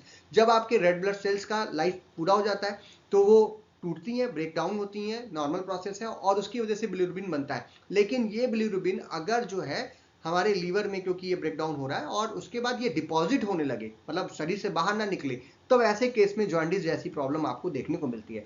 ये जैसे कि कई तरीके का हम लोग बोल सकते हैं प्री हिपैटिक। इसमें क्या होता है कि जो लीवर जो है वो बिलिरुबिन को प्रोसेस करता है और उसके बाद एक excessive breakdown of red blood cells को वो करता है और जब उस बिलिरुबिन को कंजुगेट करने में लीवर हमारा उसकी एबिलिटी हो जाती है तो उसे हम लोग प्री हेपेटिक के रूप में जानते हैं। दूसरा हमारा हिपैटिक, इसमें जो लीवर डिसीजेज या डैमेज की वजह से ये होता है, यानी जैसे हिपेटाइटिस हो गया, सिरोसिस हो गया लीवर में, तो उस केस में आपको जॉन्डिस जो है वो देखने को मिलता है, क्योंकि ऐसे केस में हमारी जो लीवर है वो एक्सक्रीट नहीं कर पाती बिलिरुबिन को और बिलिरुबिन जो है वो इकट्ठा होना शुरू हो जाता है। तीसरा हमारा पोस्ट हिपैटिक, ये तब होता है जब हमारा जो लीवर है उसमें किसी तरीके के उसके जो बाइल डक्ट्स वगैरह उसमें कोई तरीके की ब्लॉकेट हो रही है, और जिसकी वजह से जो बिलीरुबिन है उसमें उसका कंजुगेशन नहीं हो पा रहा, उसका एक्सक्रीशन बॉडी नहीं कर पा रही लीवर से स्मॉल इंटेस्टाइन में, जिसकी वजह से जो गॉल स्टोन है या ट्यूमर है वो भी बन सकता है, और जो जॉन्डिस है वो तो होगा ही होगा। तो ये सब इसके कॉजेस हैं, और ये इतने सारे इसके कॉजेस हैं, आप इनको याद रखिएगा, एग्जाम में इस तरीके से लिखने में आ सकता है, 5 नंबर पर भी पूछ सकता है। Next question is give the causative agent and science of leprosy. Leprosy जो बीमारी है बहुत पहले से है, और पहले बहुत ही जानलेवा बीमारी मानी जाती थी, आज हमारे पास इलाज इसका है, फिर भी एक खतरनाक बीमारी तो है ही। इसे हम लोग हैंसन्स डिसीज के रूप में भी जानते हैं, HANSEN इस नाम से भी पूछा जा सकता है आपको। और ये एक क्रॉनिक इन्फेक्शियस डिसीज है जो कि एक बैक्टीरिया के द्वारा होती है, और बैक्टीरिया का नाम है माइकोबैक्टीरियम लेप्रे। ये माइक्रोबैक्टीरियम लेप्रे जो होता है वो आपके शरीर के ठंडे इलाकों में, जैसे ये आपकी उंगलियों की टिप है, ठंडे इलाके का मतलब यहाँ पे ब्लड सप्लाई कम होती है, नोज की टिप, ईयर के यहाँ पे लास्ट के इलाके, तो ऐसी जगहों पर ये जाता है, वहाँ पे ग्रो करता है और धीरे धीरे अपनी कॉलोनीज को बढ़ाता है, स्लो ग्रोइंग बैक्टीरिया में, और धीरे धीरे ये अफेक्ट करता है नर्व्स को, स्किन को, आई को, आपके अपर रिस्पिरेटरी ट्रैक्ट को, और फैल जाता है। इसके जो साइंस हैं उसमें जो स्किन है उसमें आपको पैचेस दिखेंगे, डिस्कलरिंग होगी, नंबनेस आएगी, मतलब वहां पे किसी तरीके का आपको सेंसेशन नहीं दिखेगा, और वो घाव के रूप में भी दिखेगा। नर्व डैमेज होता है, यहाँ पर सेंसेशंस जो है हाथ, फीट, आर्म और लेग्स में नहीं होते। मसल्स वीकनेस शुरू हो जाती है, डिफॉर्मिटीज वहां पे देखने को मिलती हैं, जो नर्व्स हैं वो इनलार्ज हो जाती हैं, जैसे जो एल्बोज की हैं, नीज की हैं, वो सब थिकन भी हो जाती हैं, पेनफुल भी होती हैं, और जो आई की जो प्रॉब्लम्स हैं वो भी होती हैं, क्योंकि लॉस ऑफ आईब्रोज वगैरह भी हमें देखने को मिलता है। तो ये सब इसके साइंस या क्या नाम है, आपको देख सकते हैं कि आप पहचान सकते हैं कि सिम्टम्स क्या क्या है इसकी। नेक्स्ट अब चलते हैं तीसरे पेपर की तरफ। 2 पेपर हमने सॉल्व कर लिया, दैट इज 1920 का पेपर AKTU का। इसमें जो पहला प्रश्न है वो है डिफाइन सेलुलर एडाप्टेशंस। अभी हमने एक एग्जांपल एट्रोफी का उसमें लिया था, तो एट्रोफी जो है वो सेलुलर एडाप्टेशन का ही एग्जांपल थी। तो सेलुलर एडाप्टेशन का मतलब क्या है कि यहाँ पर रिवर्सिबल हमारे सेल के साइज, देखिए किस किस चीज में, साइज में, नंबर में, सेल के फिनोटाइप में, मेटाबॉलिक एक्टिविटी में, या जो फंक्शन है उसमें किसी भी चेंजेस या रिस्पॉन्स, जो एनवायरमेंट है उसका, उसमें किसी तरीके का चेंजेस, इंजरी, रिस्पॉन्स की वजह से अगर उसमें रिवर्सिबल चेंजेस हो रहे हैं साइज में, नंबर में, फिनोटाइप, मेटाबॉलिक एक्टिविटी या फंक्शन में, तो उसी को हम लोग सेलुलर एडॉप्टेशंस बोलते हैं। एडॉप्टेशन मतलब कंडीशन बदली, जैसे आप भी करते हैं, एडॉप्ट करते हैं अपने आप को। मान लीजिए कि बहुत गर्मी पड़ रही थी, तो हम लोगों ने क्या किया, फैन चला लिया, AC चला लिया, कूलर चला लिया, अपने आप को ठंडा कर लिया। ठंडी पड़ गई तो हम AC और कूलर नहीं चलाते हैं, हमने रजाई ओढ़ लिया। तो हम क्या कर रहे हैं, एनवायरमेंट के हिसाब से अपने आप को अडॉप्ट कर रहे हैं। ठीक उसी तरीके से हमारे शरीर के अंदर जो सेल्स हैं, अगर उनको फेवरेबल कंडीशंस नहीं मिलती हैं, उनके इंटरनल एनवायरमेंट में किसी तरीके का बदलाव होता है, कोई इंजरी होती है, कोई ऐसी कंडीशंस आती है, कोई स्टिमुलस आता है, तब वो अपने साइज में, नंबर में, अपने फंक्शन में, अपने स्ट्रक्चर में बदलाव करते हैं। और इसी बदलाव को इसलिए करते हैं ताकि वो सेल्स जो है वो जीवित रह सके या लंबे समय तक अपने काम को आगे जाकर के कर सकें, और ये रिवर्सिबल चेंजेस होते हैं, और इसी को हम लोग सेलुलर एडाप्टेशन के रूप में जानते हैं। ये एडाप्टेशन जो होते हैं वो सेल को सर्वाइव करने में, ठीक है, और जो एक स्टेडी होम्योस्टैसिस है उसको मेंटेन करने में वेरियस स्ट्रेस के आने के बावजूद भी ये मदद करता है। इसमें जो प्राइमरी एडॉप्टेशंस हैं, जैसे एट्रोफी तो हमने आपको बताया था, डिक्रीज इन सेल साइज। अब इन सब पे भी प्रश्न आ सकता है। हाइपरट्रॉफी मतलब जो सेल का साइज है वो इंक्रीज अगर कर जाए, तो यानी एट्रोफी का जस्ट अपोजिट बात हो गई। हाइपरप्लेसिया यानी कि जो सेल्स के नंबर है अगर वो बढ़ जाए, और मेटाप्लेसिया यानी कि सेल का जो टाइप है, यानी एक टाइप से दूसरे टाइप में सेल जो है अपने आप को बदल रही है, तो उसे हम लोग मेटाप्लेसिया के रूप में जानते हैं। Next question is what are intracellular accumulations. Intracellular accumulations का मतलब है दो सेल्स के बीच में जो सेल्स हैं वो, उसमें जो मटेरियल्स हैं, types of various cellular constituent है, वो जैसे कि फैट है, प्रोटीन है, कार्बोहाइड्रेट है, पिगमेंट्स है, वो आकर के इकट्ठा हो जाए, जमा हो जाए, या उसका बिल्डअप हो जाए, उसी को हम लोग इंट्रासेलुलर एक्यूमुलेशंस के रूप में जानते हैं। ये जो है एबनॉर्मल मेटाबॉलिज्म की वजह से हो सकता है, कोई प्रोटीन के फोल्डिंग और जो ट्रांसपोर्ट में डिफेक्ट है उसकी वजह से हो सकता है, किसी एंजाइम के लैक की वजह से हो सकता है, या इनडाइजेस्टेबल मटेरियल अगर हम खा रहे हैं उसका एक्यूमुलेशन भी हो सकता है। एग्जाम्पल भी ले सकते हैं, जैसे कि जो ट्राइग्लिसराइड्स का एक्यूमुलेशन जो है वो फैटी चेंज के रूप में हमें देखने को मिलता है इन द सेल्स में, और ये लीवर सेल्स में ज्यादातर देखने को मिलता है due to the alcohol abuse, यानी कोई व्यक्ति अल्कोहल लेता है लेकिन बहुत ज्यादा लेता है, ओबिसिटी हो जाए, मोटापा हो जाए उस वजह से, या कोई मेटाबॉलिक डिसएडजस्टमेंट की वजह से फैट का डिपोजिशन बॉडी के अंदर बहुतायत में देखने को मिलता है, और ये है example of intracellular accumulation. Next question is describe myocardial infarction in brief. Myocardial मतलब हमारी जो हार्ट की टिश्यूज है, ठीक है, उसकी बात हो रही, मसल्स हैं उसकी बात हो रही है, और उसमें इन्फ्रैक्शन हो रहा है। इन्फ्रैक्शन मतलब कि वहां पर जो हमारा सिंपल शब्दों में सेल की डेथ हो रही है, नेक्रोसिस हमको देखने को मिल रही है जो कि इरिवर्सिबल है। और ये किस वजह से होती है? इसका मेन कारण है इस्कीमिया। इस्कीमिया मतलब लैक ऑफ ब्लड फ्लो, या जो हमारा ब्लड है वो उस जगह को, जो हमारा हार्ट है उसको नहीं पहुंच रहा, या ऑक्सीजन की जो है मात्रा वो भी बहुत कम पहुंच रही है। तो ये अगर लंबे समय तक होती रहेगी तो इरिवर्सिबल नेक्रोसिस यानी डेथ ऑफ हार्ट मसल्स जो है वो हमें देखने को मिलेंगी, या जो हार्ट की जो टिश्यूज है उनमें देखने को मिलेगी, और ऐसी कंडीशन को हम लोग मायोकार्डियल इन्फ्रैक्शन के रूप में जानते हैं। मायोकार्डियल इन्फ्रैक्शन का जो मेन काज है वो सिंपल है, कोरोनरी आर्टरी जो कि ब्लड की सप्लाई करती है हार्ट को, उसमें किसी तरीके का ऑब्स्ट्रक्शन हो रहा है due to the formation of thrombus या फिर ब्लड क्लॉट, और ये इसकी या फिर एक रैप्चर्ड एथेरोस्क्लेरोटिक प्लाक जो है वो भी बन सकता है, जिसकी वजह से ब्लड क्लॉट बनता है और ऑब्स्ट्रक्शन होता है कोरोनरी आर्टरीज में। इस ब्लॉकेज की वजह से ऑक्सीजन और न्यूट्रिएंट और जो ब्लड सप्लाई है हमारे हार्ट मसल्स को वो कम हो जाती है, जिसकी वजह से सेल जो है वो पहले तो एडॉप्टेशन में जाती हैं, लेकिन फिर भी अगर नहीं मिलता तो वो धीरे धीरे क्या कर जाती हैं, डेथ उनकी शुरू हो जाती है, और जो कार्डियक फंक्शन है वो कम होने लगेगा, या लॉस ऑफ कार्डियक फंक्शन आपको दिखेगा। जो कॉमन सिम्टम्स हैं उसमें चेस्ट पेन शुरू होता है, जो हाथ है उसमें, जो आर्म है उसमें बहुत दर्द होता है, नेक जॉ में और उनको काम करने में दिक्कत आती है, और जो ब्रीदिंग है वो शॉर्टनिंग होने लगती है और बहुत सारा पसीना निकलने लगता है। ऐसी कंडीशन को हम लोग मायोकार्डियल इन्फेक्शन बोलते हैं। आम बोलचाल की भाषा में इसी को हम लोग हार्ट अटैक के रूप में भी जानते हैं। Next question is give a short note on haemophilia. Haemophilia जो है वो एक ऐसी कंडीशन है जहां पर जो अगर किसी भी कंडीशन में ब्लड में अगर कोई इंजरी हुई है, कोई चोट लगी है, तो ब्लड जो है वो क्लॉट नहीं कर रहा है, यानी वो ब्लीडिंग टाइम जो एक नॉर्मल ब्लीडिंग टाइम होता है उससे आगे तक ब्लीडिंग जो है वो लगातार होती रहती है, और एक्सेसिव ब्लीडिंग जो है वो हो जाती है। तो हीमोफीलिया जो है वो एक इनहेरिटेड ब्लीडिंग डिसऑर्डर है, जो कि एक डिफिशियंसी या absence of specific clotting factor जो ब्लड में होना चाहिए उसके एब्सेंस की वजह से होता है, और ऐसे में जो बॉडी होती है वो क्लॉट बनाना कम कर देती है, अब क्लॉट नहीं बना पाती, और प्रोलॉन्ग ब्लीडिंग होती है किसी भी छोटी इंजरी या सर्जरी के बाद, और कई बार सीवियर केसेस में बहुत ज्यादा भी हो सकती है। ये ब्लीडिंग जो है वो हमें जॉइंट्स, मसल और इंटरनल ऑर्गन्स में भी देखने को मिलती है। दो टाइप के हीमोफीलिया होते हैं, एक होता है हमारा फैक्टर 8 की डेफिशिएंसी होने से, जो ब्लड क्लॉटिंग फैक्टर 8 है उसके डिफिशिएंसी की वजह से,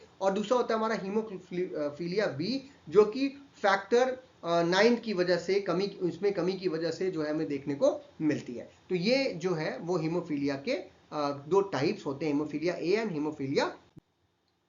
next question is angiogenesis. Define angiogenesis. Angiogenesis का सिंपल मतलब होता है ये एक फिजियोलॉजिकल प्रोसेस होता है जबकि कोई एक न्यू ब्लड वेसल्स को बनाना, या फिर जो प्री एग्जिस्टिंग ब्लड वेसल्स हैं उनसे नई ब्लड वेसल्स का बनना। अब ये जो प्रोसेस है वो नॉर्मल बॉडी के फंक्शंस को करने के लिए, जैसे कि कहीं चोट लग गई है उसको हीलिंग करने के लिए, टिश्यू की रिपेयर करने के लिए, या फिर जो वीमेंस की जो मेंस्ट्रुअल साइकिल है उनकी लाइनिंग्स को बनाने के लिए, ये एक नॉर्मल प्रोसेस में होता रहता है। लेकिन कई बार ये कई सारी बीमारियों को भी लेकर के आता है, क्योंकि ये कई बार अनकंट्रोल्ड वे में अगर होने लगे, जैसे कि in the cases of cancer या ट्यूमर्स, तो फिर जो डिफरेंट ब्लड सप्लाई अपनी जो सेल्स बनती हैं, कैलस बन रहा है, जो ट्यूमर बन रहा है, वो अपनी ब्लड सप्लाई खुद से भी लेने लगता है। तो इस तरीके के जो इसीलिए ये जो हमारा एंजियोजेनेसिस होता है उसको बहुत ही बढ़िया से रेगुलेशन जो है वो करके किया जाता है, और उसके लिए ग्रोथ फैक्टर लगता है, ग्रोथ फैक्टर जिसका नाम है वैस्कुलर एंडोथेलियल ग्रोथ फैक्टर या फिर VEGF, और एंटी एंजियोजेनेटिक फैक्टर्स जो कि इस एंजियोजेनेसिस की प्रोसेस को लगातार कंट्रोल में रखते हैं। तो सिंपल शब्दों में क्या बोलेंगे आप, एंजियोजेनेसिस जो है ये एक फिजियोलॉजिकल प्रोसेस है जो कि ग्रोथ करता है एक न्यू ब्लड वेसल्स का from the pre existing ones, जो पहले से ब्लड वेसल्स अवेलेबल है उन्हीं से एक नई ब्लड वेसल का फॉर्मेशन करना। Next question is right a note on roll of interleukins in the inflammation process. हम बार बार कह रहे हैं जब इंजरी होती है, इंजरी होते ही जो है पहले तो WBCs जाकर के उस जगह पे इकट्ठा हो जाती हैं और उनके बाद जो है इंटरल्यूकिन्स जो कि एक ग्रुप ऑफ साइटोकाइनिन्स प्रोटीन्स हैं जो कि ल्यूकोसाइट सेल्स के द्वारा यानी कि व्हाइट ब्लड सेल्स के द्वारा सिक्रीट होते हैं, उनकी वजह से ये बनते हैं और उसके बाद जा करके जहां पर भी चोट लगी है, जो इम्यून रिस्पॉन्स है, वहां पर जाकर के इकट्ठा होते हैं और क्रूशियल रोल प्ले करते हैं इन्फ्लामेशन में और इम्यून रिस्पॉन्स में। ये केमिकल मैसेंजर के तरीके से काम करते हैं और मेडिएट करते हैं जो कम्युनिकेशन होता है बिटवीन द इम्यून सेल्स, जिसकी वजह से इन्फ्लामेशन में ये रीसर्किट करते हैं हमारे इम्यून सेल्स को साइट ऑफ इंजरी में या फिर इन्फेक्शन पे, जिसकी वजह से इंटेंसिटी और ड्यूरेशन ऑफ इन्फ्लामेटरी रिस्पॉन्स को रेगुलेशन हो जाता है और जो टिश्यू रिपेयर है वो होता है, यानी जो इंजरी लगी है उसको हम लोग ठीक कर पाते हैं। तो ये इंटरल्यूकिन्स का मेनली काम होता है। Next question is give a short note on hypothyroidism and possible reason for its development. Hypothyroidism, hypo मतलब कम, थायरॉयडिज्म मतलब थायराइड ग्लैंड की जो एक्टिविटी है, यानी थायरॉक्सिन जो हार्मोन आपका बनता है, कैल्सिटोनिन जो हार्मोन आपका बनता है थायराइड ग्लैंड से, इन हार्मोन्स की जो सिक्रीशन है, जो इनका बनना है, वो अगर कम हो जाए तो उसी को हम लोग हाइपोथायरॉयडिज्म के रूप में जानते हैं। ये एक ऐसी कंडीशन है जिसमें थायराइड हार्मोन्स की जो आपकी कमी हो जाती है बॉडी में, और ये एक इसकी वजह से जो मेटाबॉलिज्म है वो बॉडी का क्या हो जाता है, स्लो जाता है, क्योंकि थायरॉक्सिन वगैरह जो है वो मेटाबॉलिज्म को कंट्रोल करने के लिए होते हैं। अब इसमें कई सारे सिम्टम्स देखने को मिलते हैं, जैसे बॉडी बहुत थकी हुई लगेगी आपको, वेट गेन हो जाएगा, बॉडी जो है भारी हो जाएगी क्योंकि मेटाबॉलिज्म जो है वो स्लो हो रहा है, कोल्ड इंटॉलरेंस आपको देखेंगे। जो हाइपरथायरॉयडिज्म का बताया था उसका जस्ट अपोजिट सारा कुछ हो रहा है और स्किन जो होती है वो ड्राई हो जाती है। इसका जो मोस्ट कॉमन काज है वो क्या है, आयोडीन डेफिशिएंसी। छोटी क्लासेस में आपने पढ़ रखा है कि आयोडीन जो है वो थायरॉक्सिन बनाने के लिए जरूरी है, तो अगर आप इसको नहीं लेंगे तो आपको हाइपोथायरॉयडिज्म हो सकता है। इसके साथ ही साथ जो इसका लीडिंग कॉज है वो हाशिमोटोज थायराइडोसिस भी है, जिसमें ये जो एक ऑटो इम्यून डिसीज है, जिसमें हमारा जो इम्यून सिस्टम है वो थायराइड ग्लैंड के ऊपर अटैक करके और उसको डिस्ट्रॉय करना शुरू कर देता है, जिसकी वजह से थायराइड हार्मोन्स नहीं बन पाते। तो ये भी है। इसके साथ ही साथ कई बार सर्जिकल रिमूवल करना पड़ता है थायराइड ग्लैंड का किसी मेडिकल कंडीशन में, रेडिएशन थेरेपी की वजह से या फिर कुछ मेडिकेशन की वजह से भी हाइपोथायरॉयडिज्म हो सकती है। अगला प्रश्न हमारा, व्हाट इज ट्यूबरक्लोसिस। ये ट्यूबरक्लोसिस ऐसे ही पूछा था एग्जाम में, ट्यूबरक्लोसिस क्या है। तो ट्यूबरक्लोसिस क्या है, वो एक ऐसी बैक्टीरियल डिसीज है जो कि एक क्रॉनिक इन्फेक्शियस डिसीज होती है, जो कि एक बैक्टीरिया माइकोबैक्टीरियम ट्यूबरक्लोसिस के द्वारा हमारे बॉडी में होता है, इन्फेक्शन हो जाता है और जनरली जो ये आपका लंग्स जो है उनको अफेक्ट करता है ये बैक्टीरिया, और इसे हम लोग पल्मोनरी ट्यूबरक्लोसिस के नाम से जानते हैं। इसके अलावा कई बार अगर सीवियर इन्फेक्शन है तो ये स्पाइन, ब्रेन या किडनीज या दूसरे ऑर्गन्स को भी नुकसान पहुंचा सकता है, उसे हम लोग एक्स्ट्रा पल्मोनरी ट्यूबरक्लोसिस के नाम से जानते हैं। ये बैक्टीरिया जो है वो एयरबॉर्न ड्रॉपलेट्स के द्वारा किसी भी इन्फेक्टेड पर्सन से किसी दूसरे पर्सन में पहुंचता है बाय द, जब वो पर्सन खांसता है या छींकता है या बात करता है तो उससे जो ड्रॉपलेट्स निकलते हैं उससे फैलता है और ये कई सारे इन्फेक्टेड बैक्टीरियाज में फैल जाता है। इसके अलावा कुछ ऐसे भी पर्सन होते हैं जिनमें ये बैक्टीरिया होता तो है लेकिन सिम्टम्स नहीं देता, जिसे हम लोग लेटेंट ट्यूबरक्लोसिस के नाम से जानते हैं, और ये धीरे धीरे जो है वो प्रोग्रेस करता है एक्टिव डिसीज में और फिर एक लंबे समय तक खांसी, फीवर, नाइट में स्वेट्स या वेट लॉस वगैरह हमें देखने को मिलता है। Next question is right a short note on ulcerative colitis. Ulcerative नाम से पता चला अल्सर होने की वजह से कोलन में आइटिस वर्ड कहीं हो तो इन्फ्लामेशन, तो अल्सर होने की वजह से अगर कोलन के एरिया में इन्फ्लामेशन हो जाए तो उसी को हम लोग अल्सरेटिव कोलाइटिस बोलते हैं। ये एक क्रॉनिक इन्फ्लामेटरी बाउल डिसीज है, हमारे इंटेस्टाइन में पाई जाती है और इन्फ्लामेशन और अल्सर्स की वजह से जनरली होती है जब लार्ज इंटेस्टाइन, कोलन में और या रेक्टन में अगर आपका इन्फ्लामेशन और अल्सर हो जाए तो। ये एक कॉन्स डिसीज जैसी नहीं है, उससे थोड़ी सी अलग होती है, क्योंकि कॉन्स डिसीज में जो है वो किसी भी डाइजेस्टिव ट्रैक्ट के किसी पार्ट को जो है वो इफेक्ट करता है, बट जो अल्सरेटिव कोलाइटिस होती है कोलन और रेक्टन में ही आपको स्पेशली देखने को मिलती है। इसमें जो सिम्टम्स हैं वो है डायरिया, ब्लडी डायरिया, मतलब फिकस के साथ जो है वो आपको ब्लड भी देखने को मिल रहा है और एब्डोमिनल पेन, बहुत सारा दर्द हो रहा है और डिफिकेट की जो है जल्दी नीड, यानी कि बार बार डिफिकेशन के लिए यानी बार बार लैट्रिन उसको जाना पेशेंट को पड़ रहा है, यानी बार बार उसे लग रहा है कि हमें टॉयलेट जाना चाहिए। और इसका जो एग्जैक्ट कॉज है वो तो नहीं पता लोगों को, लेकिन फिर भी अभी मतलब साइंस इतना डेवलप नहीं हो पाया कि इसका इसका एग्जैक्ट काज जो हम जान पाए इटियोलॉजी की क्या है, बट फिर भी ऐसा माना जाता है कि एक एबनॉर्मल इम्यून रिस्पॉन्स की वजह से, जेनेटिक्स की वजह से या इन्वायरमेंटल फैक्टर्स की वजह से ऐसा होता है। अगला प्रश्न हमारा, discuss the sign and symptoms of leprosy. तो ये रिपीटेड प्रश्न है, हम लोगों ने इसके बारे में पिछले साल के पेपर में यानी 18-19 का भी ये आखिरी प्रश्न था और यहाँ पे भी आखिरी प्रश्न है, तो इसलिए जो है इसको दोबारा से हम डिस्कस नहीं करेंगे क्योंकि वीडियो बहुत बड़ा हो रहा है, आपने इसका आंसर पहले ही देख लिया था। नेक्स्ट क्वेश्चन है, differentiate between hypertrophy and hyperplasia. ये दो तरीके की चीजें हैं जो हमारे सेलुलर एडाप्टेशन के अंतर्गत आती हैं, आप इस तरीके से इसको क्या कर सकते हैं, डिफरेंशिएट कर सकते हैं। डेफिनेशन की बात करें तो अगर हाइपरट्रॉफी हमने क्या कहा, ये एट्रॉफी का जस्ट अपोजिट है, यानी कि जो साइज है इंडिविजुअल सेल्स की या टिश्यूज की या आर्गन की, अगर वो इंक्रीज हो जाती है तो उसी को हम लोग हाइपरट्रॉफी के रूप में जानते हैं। हाइपरप्लेसिया होती है, इसमें नंबर ऑफ सेल्स जो है या किसी भी ऑर्गन या टिश्यू के अंदर वो बढ़ता है, जिसकी वजह से वॉल्यूम में इंक्रीज आपको देखने को मिलता है। सेल की टाइप की बात करें तो जो नॉन डिवाइडिंग सेल्स होती हैं उसमें ऐसा होता है जैसे मसल सेल्स हैं, न्यूरॉन्स हैं, या फिर जिनकी ऐसी सेल्स जिनमें लिमिटेड एबिलिटी होती है डिवाइड में, वहां पर हमको हाइपरट्रॉफी देखने को मिलती है, क्योंकि वो डिवीजन करके अपनी नंबर्स नहीं बढ़ा सकता लेकिन अपनी साइज जो है बढ़ा सकता है किसी भी क्या नाम है स्टिमुलस या इंजरी होने पर। जो हाइपरप्लेसिया उसमें जनरली वैसे सेल्स में दिखता है जहां पर आसानी से सेल डिवीजन होता है, जैसे एपिथेलियल सेल्स हैं, ग्लैंडुलर सेल्स हैं, एटीसी। मैकेनिज्म की बात करें तो यहाँ पर सेल जो है वो सिंथेसाइज करती है स्ट्रक्चरल प्रोटीन्स को, ऑर्गेनेल्स को, और इंक्रीज करती है अपनी साइज और उसके फंक्शनल कैपेसिटी को। जबकि हाइपरप्लेसिया के केस में यहाँ पर सेल का बढ़ोतरी या प्रोलिफरेशन का मतलब बढ़ोतरी जो है वो ग्रोथ फैक्टर्स या हार्मोनल स्टिमुलेशन के द्वारा बढ़ाया जाता है। एग्जांपल्स की बात करें तो जो हार्ट मसल्स का जो साइज है वो बढ़ता है अगर हाइपरटेंशन ज्यादा हो रही है तो, और जो ब्रेस्ट का एंलार्जमेंट है ड्यूरिंग द प्यूबर्टी, जो क्या नाम है ब्रेस्ट का जो साइज है वो जब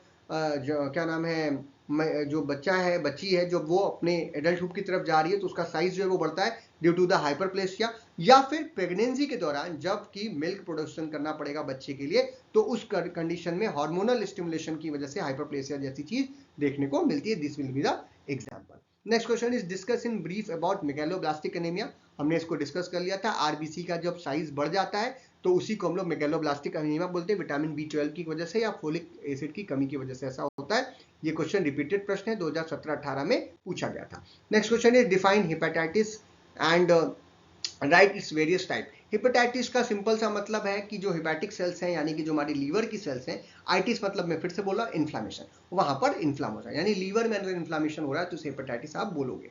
इसके वेरियस फैक्टर्स होते हैं जिसमें वायरसेस हो सकते हैं, अल्कोहल्स हो सकते हैं, मेडिकेशन हो सकते हैं, ऑटोइम्यून डिसीज हो सकती है, ईटीसी। लेकिन अगर वायरस वाले की, ये मेन जो टाइप्स में लिख रहा हूँ ये वायरस का लिख रहा हूँ कि अगर वायरल रूप में अगर किसी को हेपेटाइटिस हो रही है तो कितने प्रकार की हो सकती है। पहला हमारा हेपेटाइटिस ए जो कि शॉर्ट टर्म के लिए होती है, इसमें एक्यूट इन्फेक्शन होता है और फूड या वाटर के कंटामिनेटेड लेने की वजह से ऐसा होता है। दूसरा हमारा हेपेटाइटिस बी, जो हेपेटाइटिस बी है ये एक्यूट या क्रॉनिक दोनों तरीके का हो सकता है। ये भी इन्फेक्टेड फूड से, सीमन से या किसी और तरीके के बॉडी फ्लूइड्स के ट्रांसफ्यूजन की वजह से किसी नॉर्मल व्यक्ति को हो जाता है। तीसरा हमारा हेपेटाइटिस सी जो कि एक ब्लड बॉर्न इन्फेक्शन है और ये एक क्रॉनिक लीवर डिसीज के रूप में देखने को मिलता है। ये कई बार इसका कोई सिम्टम्स नहीं दिखता, जब बीमारी एडवांस स्टेज में पहुंच जाती है तब फिर देखने को मिलता है। ऊपर वाले के लिए हमारे पास वैक्सीन अवेलेबल है, बट हेपेटाइटिस सी के लिए हमारे पास अभी तक कोई भी वैक्सीन अवेलेबल नहीं है। नेक्स्ट है हमारा हेपेटाइटिस जी जो कि एक रेयरेस्ट फॉर्म है हेपेटाइटिस का, कुछ ही लोगों में देखने को मिलता है, जो कि पहले से हेपेटाइटिस बी के से इन्फेक्टेड है उन्हीं में देखने को मिलता है और ये क्रॉनिक कंडीशन के रूप में आपको देखने को मिलता है। इसके लिए भी हमारे पास कोई वैक्सीन अवेलेबल नहीं है। Next question is enlist the causes of cell injury.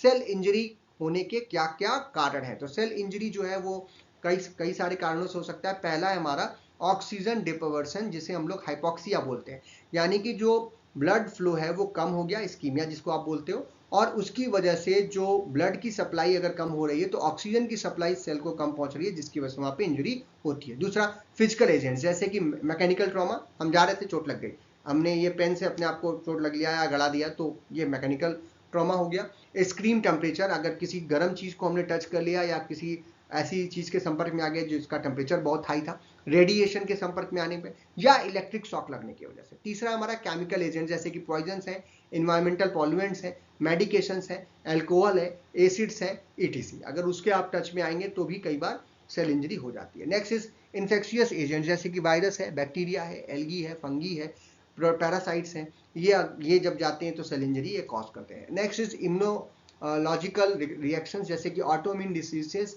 या एलर्जिक रिएक्शंस, ऐसी कंडीशंस में भी जो है सेल इंजरी हो जाती है। जेनेटिक डिफॉर्मिटीज भी कुछ लोगों में देखने को मिलती है, किसी फंक्शनल प्रोटीन के लैक होने की वजह से या किसी जीन की वजह से भी ऐसा हो सकता है। नेक्स्ट इज न्यूट्रिशनल इम्बैलेंस, अगर हम लोग जो हमारे काम का जो सेल को जिंदा रहने के लिए, सेल को काम करने के लिए जिन न्यूट्रिशंस की आवश्यकता है, अगर वो नहीं है तो भी जो है हमें देखने को मिलता है। जैसे अगर कमी हो जाए, जैसे विटामिन की डेफिशिएंसी होने पर भी हो सकता है, और एक्सेसिस या कोई चीज बहुत ज्यादा हो जाए, जैसे कि कोलेस्ट्रॉल अगर बढ़ जाए तो ऑर्थोस्क्लेरोसिस जो है वो देखने को मिलती है, जो कि सेल इंजरी का एक टाइप है। तो इस तरीके से आप इतने सारे कॉजेज जो है वो सेल इंजरी के लिख सकते हैं। ये 5-7 नंबर में भी ये प्रश्न रिपीट होता है, ऐसे ही आप इसको थोड़ा सा एक्सप्लेन करके और लिख सकते हैं।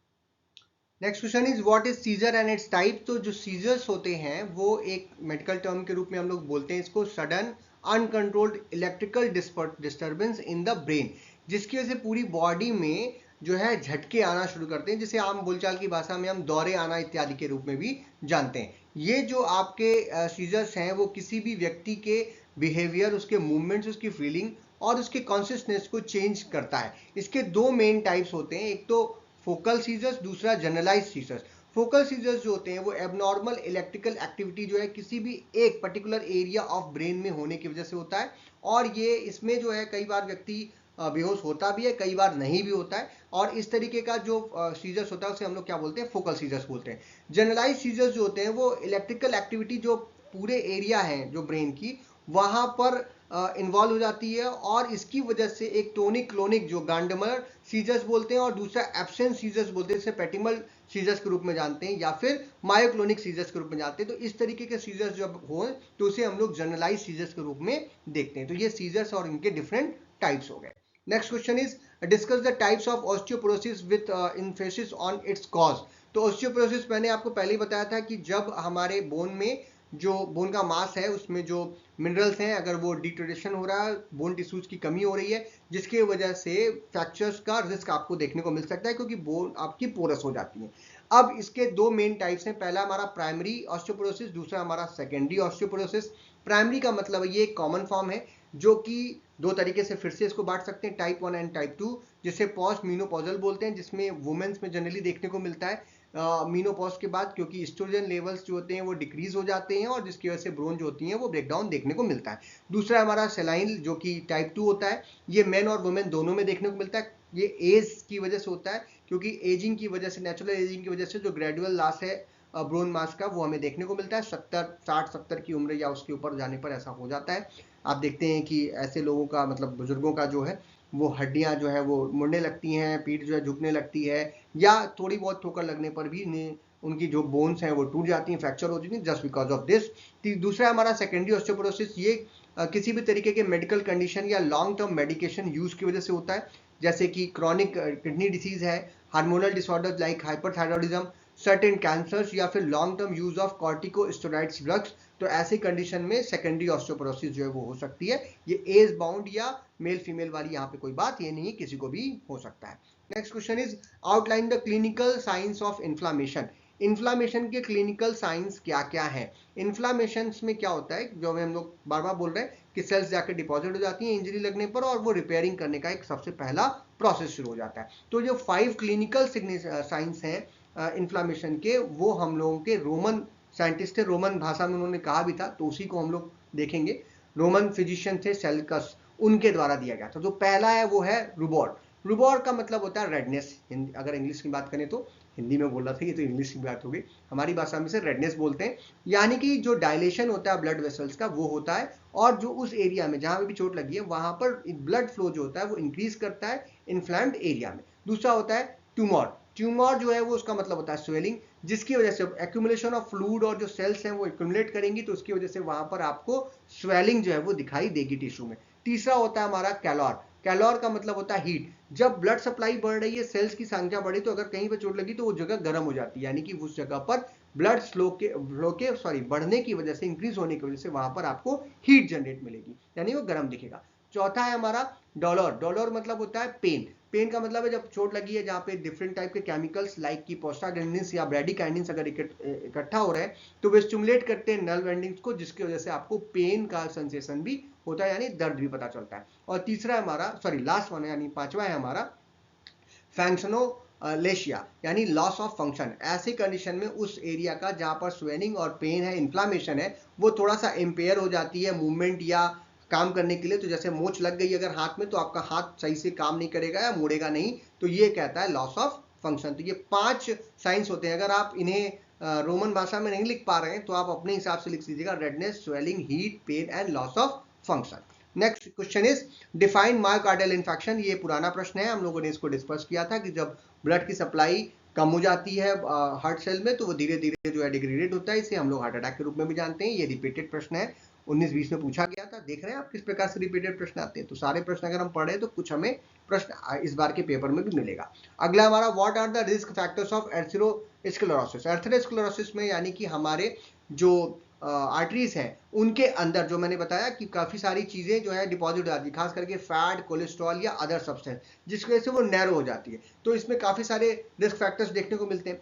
इसके जो रिस्क फैक्टर है वो क्या क्या है? हाई कोलेस्ट्रॉल और ट्राइग्लिसराइड्स का लेवल अगर बॉडी में बढ़ा हो, ब्लड प्रेशर जो है वो इंक्रीज हो, स्मोकिंग करने की वजह से ऐसा होता है, डायबिटीज के पेशेंट्स में हो सकता है, मोटापा होने की वजह से या फिजिकल कोई काम वाम नहीं करते, खा पी करके बस खाली सो रहे हैं, उसकी वजह से हो सकता है। अनहेल्दी डाइट है, ऐसे खाना खा रहे हैं जिसमें बहुत सारा सैचुरेटेड मात्रा में फैट हमें देखने को मिल रहा है, डालडा इत्यादि ज्यादा खा रहे हैं, ऐसे तेल आप खा रहे हैं जो सस्ते तेल आते हैं, तो उसकी वजह से ऐसा हो सकता है। चाउमीन, बर्गर बहुत ज्यादा खाने से भी हो सकता है। और आप कहेंगे सर खाए नहीं खाइए, लेकिन मात्रा कम करके खाइए तो ये ऐसी कंडीशन नहीं आएंगी।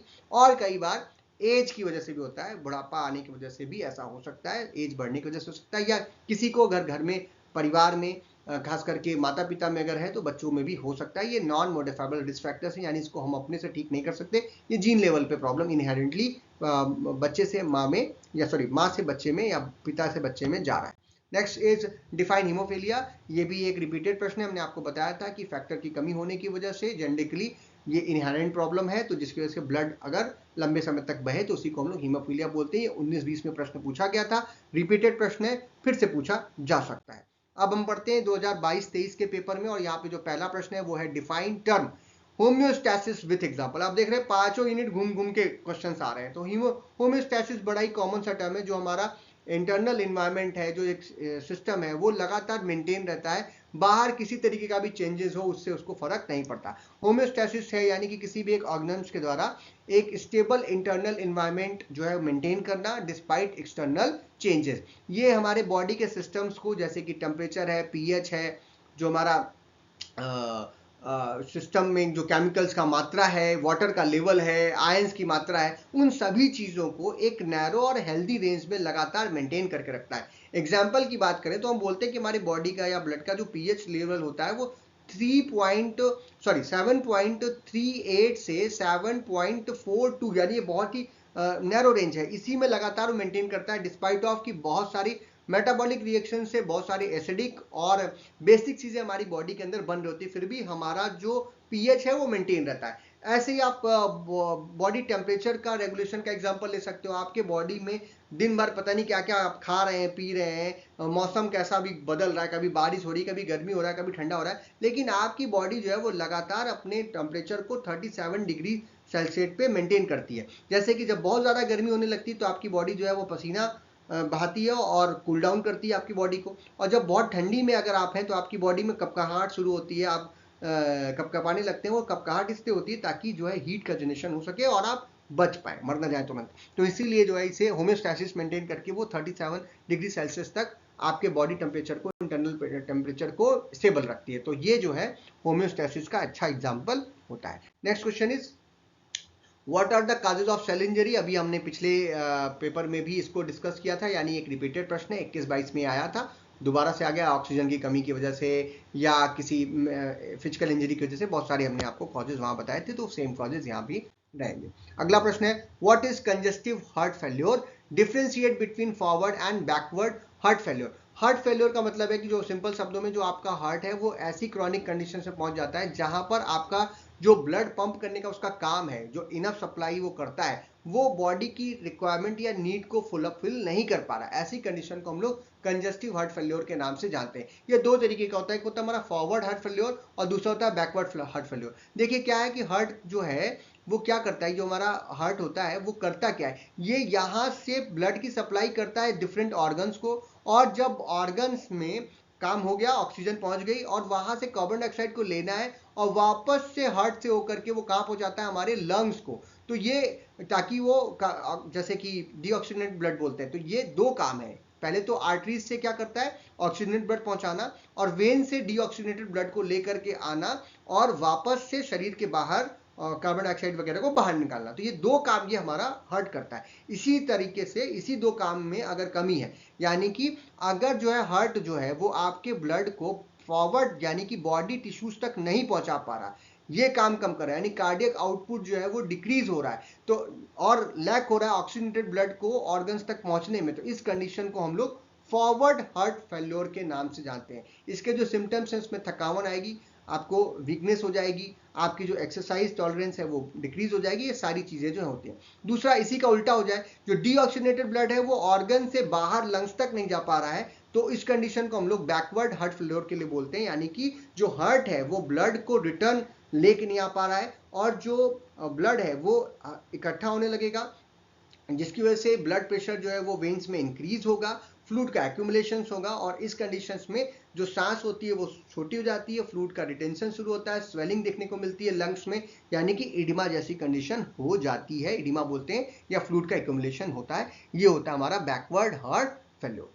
Next question is illustrate risk factors of COPD, यानी क्रॉनिक ऑब्स्ट्रक्टिव पल्मोनरी डिसीज, जो हम लोगों ने एक बार डिस्कस किया था क्वेश्चन में, उसका क्या क्या रिस्क फैक्टर होता है ये वो देख लेते हैं। तो इसके जो रिस्क फैक्टर हैं, ये एक प्रोग्रेसिव लंग डिसीज है, जैसा हमने पहले बात किया था। इसमें जो सबसे पहला कारण है, जो कि हमारे सिगरेट के डिब्बों पे भी लिख करके आता है, दैट इज टबैको स्मोकिंग, या किसी तरीके की स्मोकिंग, लेकिन खास करके टबैको स्मोकिंग। अगर कोई व्यक्ति सिगरेट ज्यादा पीता है तो उसके अंदर ये रिस्क फैक्टर है कि उसे सीओपीडी आगे चल करके होने वाली है, क्योंकि जब आप उस स्मोक को लेते हैं तो वो आपके जो इन्फाइजमा हमने आपको बताया था उसके होने की संभावना बढ़ जाती है। तो ये सबसे ज्यादा significant risk factor tobacco smoking है। दूसरा, फिर एयर पॉल्यूशन, लंबे समय तक इंडोर या आउटडोर एयर पॉल्यूटेंट, जैसे कि बायोमास फूल है आपका, जो हमारे वुड है, लकड़ी जला रहे हैं हम, काऊ के जो डंग जगाते हैं, जो अगर उसके साथ बहुत दिन तक रह रहे हैं, तो ऐसे केसेस में जो एयर पॉल्यूशन है, वो केमिकल पॉल्यूएंट है, वो हमारे लंग्स को नुकसान पहुंचाते हैं। ऑक्यूपेशनल एक्सपोजर्स हैं, जैसे कि डस्ट है, फ्यूम्स हैं, केमिकल्स हैं, जो कि वर्क प्लेस पे, जैसे कंपनी में इसको लोग काम कर रहे हैं, केमिकल इंडस्ट्री में काम कर रहे हैं, उसकी वजह से हो सकता है। कई बार जेनेटिकली भी होता है, जैसे कि एक रेयर जेनेटिक कंडीशन है कॉल्ड अल्फा 1 एंटीट्रिप्सिन डिफिशियंसी, इसकी वजह से यंग एज में किसी लोगों को सीओपीडी हो सकती है, जबकि वो कोई भी सिगरेट वगैरह नहीं लेते हैं उसके बावजूद भी। नेक्स्ट, हमारा अर्ली लाइफ इवेंट्स, कई बार पुअर लक डेवलपमेंट होता है चाइल्डहुड में, जैसे प्री मेच्योर बर्थ हो गया किसी बच्चे का, उसमें हो सकता है, या फिर कई बार बार रेस्पिरेटरी इन्फेक्शंस हो सकते हैं, जैसे ट्यूबरकुलोसिस वगैरह बार किसी लोगों को हो रही है, तो भी आगे चल करके उसको सीओपीडी होने की संभावना है। तो ये सभी रिस्क फैक्टर्स हैं सीओपीडी के। अगला प्रश्न है हमारा, differentiate between type 1 and type 2 diabetes. बड़ा ही कॉमन सा प्रश्न है, टाइप 1 और टाइप 2 में आपको अगर अंतर चाहिए तो सबसे पहला कॉज, जो टाइप 1 होती है एक ऑटो इम्यून डिसीज है, जहां पर आपका इम्यून सिस्टम जो है वो अटैक करता है और डिस्ट्रॉय कर देता है इंसुलिन प्रोड्यूसिंग सिस्टम्स को या सेल्स को, जिसकी वजह से पैंक्रियाज जो है वो इंसुलिन का प्रोडक्शन नहीं कर पाता। टाइप 2 में जो हमारी बॉडी होती है वो इंसुलिन के प्रति रेसिस्टेंट हो जाती है, यानी पैंक्रियाज प्रोड्यूस इनफ मात्रा में इंसुलिन का प्रोडक्शन नहीं करता, जिसकी वजह से जो है रेसिस्टेंस आपको देखने को मिलती है। ऑनसेट की बात करें तो जो हमारा टाइप 1 डायबिटीज होता है जनरली बचपन में बच्चों में देखने को मिलता है, जब बढ़ोतरी का समय है यानी कि वो बड़े हो रहे हैं उस केस में देखने को मिलता है, और या फिर कई बार किसी भी एज ग्रुप में आपको देखने को मिल सकता है। जबकि जो हमारा टाइप 2 डायबिटीज होता है ये एडल्टहुड में ही देखने को मिलता है, जब व्यक्ति की मतलब एज थोड़ी ज़्यादा हो गई है, और ये आजकल जो है बच्चों में भी दिख रहा है, लेकिन मेनली जो है ये एडल्टहुड का प्रॉब्लम होता है। इंसुलिन प्रोडक्शन की बात करें तो जो टाइप 1 डिसीज होती है इसमें हमारा शरीर बिल्कुल भी इंसुलिन प्रोड्यूस नहीं करता, तो इसके इलाज के लिए हमको इंसुलिन जो है उसके इंजेक्शन जो हैं वो या इंसुलिन पंप्स को हमें जिंदगी भर लेना पड़ता है, क्योंकि हमारी बॉडी जो है इंसुलिन प्रोड्यूस नहीं करती। टाइप 2 में इंसुलिन प्रोड्यूस तो करती है, लेकिन वो इनएफेक्टिवली यूज हो रहा होता है, या इसका जो प्रोडक्शन है वो धीरे धीरे जो है वो कम होता चला जाता है। इसमें हम लोग इसको मैनेज कर सकते हैं लाइफस्टाइल चेंजेस के द्वारा, जैसे डाइट में, एक्सरसाइज में करके, ओरल मेडिकेशंस के द्वारा, या फिर कई बार इंसुलिन को भी लेने की आवश्यकता यहाँ पर पड़ती है। तो ये दोनों, इन दोनों में, सॉरी, डायबिटीज में, दोनों तरीके की डायबिटीज में ये सभी डिफरेंसेस हैं।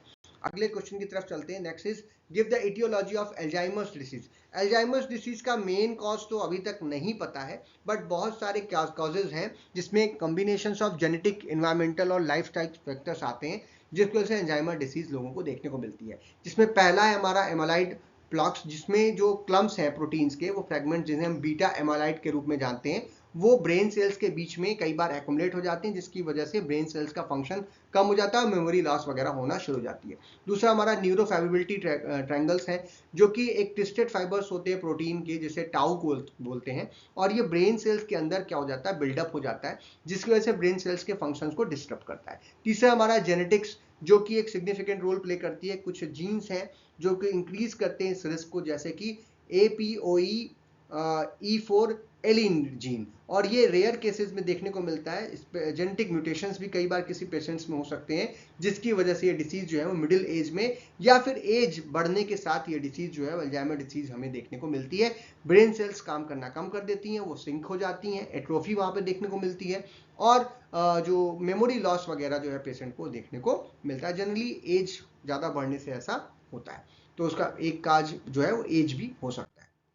Next is what is rheumatoid arthritis, give its signs and symptoms. Rheumatoid arthritis जो है वो एक ऑटो इम्यून डिसीज है, जो कि बॉडी के इम्यूनिटी सिस्टम पर की वजह से, डिस्टर्बेंस होने की वजह से होती है, और ये मिस्टिकली जो अटैक करता है हमारे ही जॉइंट्स के ऊपर। हमारी इम्यूनिटी सिस्टम जो है वो हमारे ही जॉइंट्स के लेनिंग के ऊपर, जिसे हम लोग साइनोवियम बोलते हैं, उसके ऊपर अटैक कर देता है, जिसकी वजह से इन्फ्लामेशन होता है, पेन होता है, स्वेलिंग होती है, और जॉइंट्स को डैमेज होना शुरू हो जाता है। जो घुटने हैं, जो आपकी उंगलियों की जोड़ हैं, उनमें दर्द होता है, शुरू हो जाता है। इसके जो साइंस और सिम्टम्स हैं, वो पहला है कि जॉइंट पेन और स्टिफनेस होती है, जो खास करके जब आप सो रहे हैं, आराम कर रहे हैं, या आपने हाथ पैर कुछ देर नहीं चला रहे हैं, तो उसमें वो ज़्यादा पेन, दर्द जो है वो देखने को मिलता है।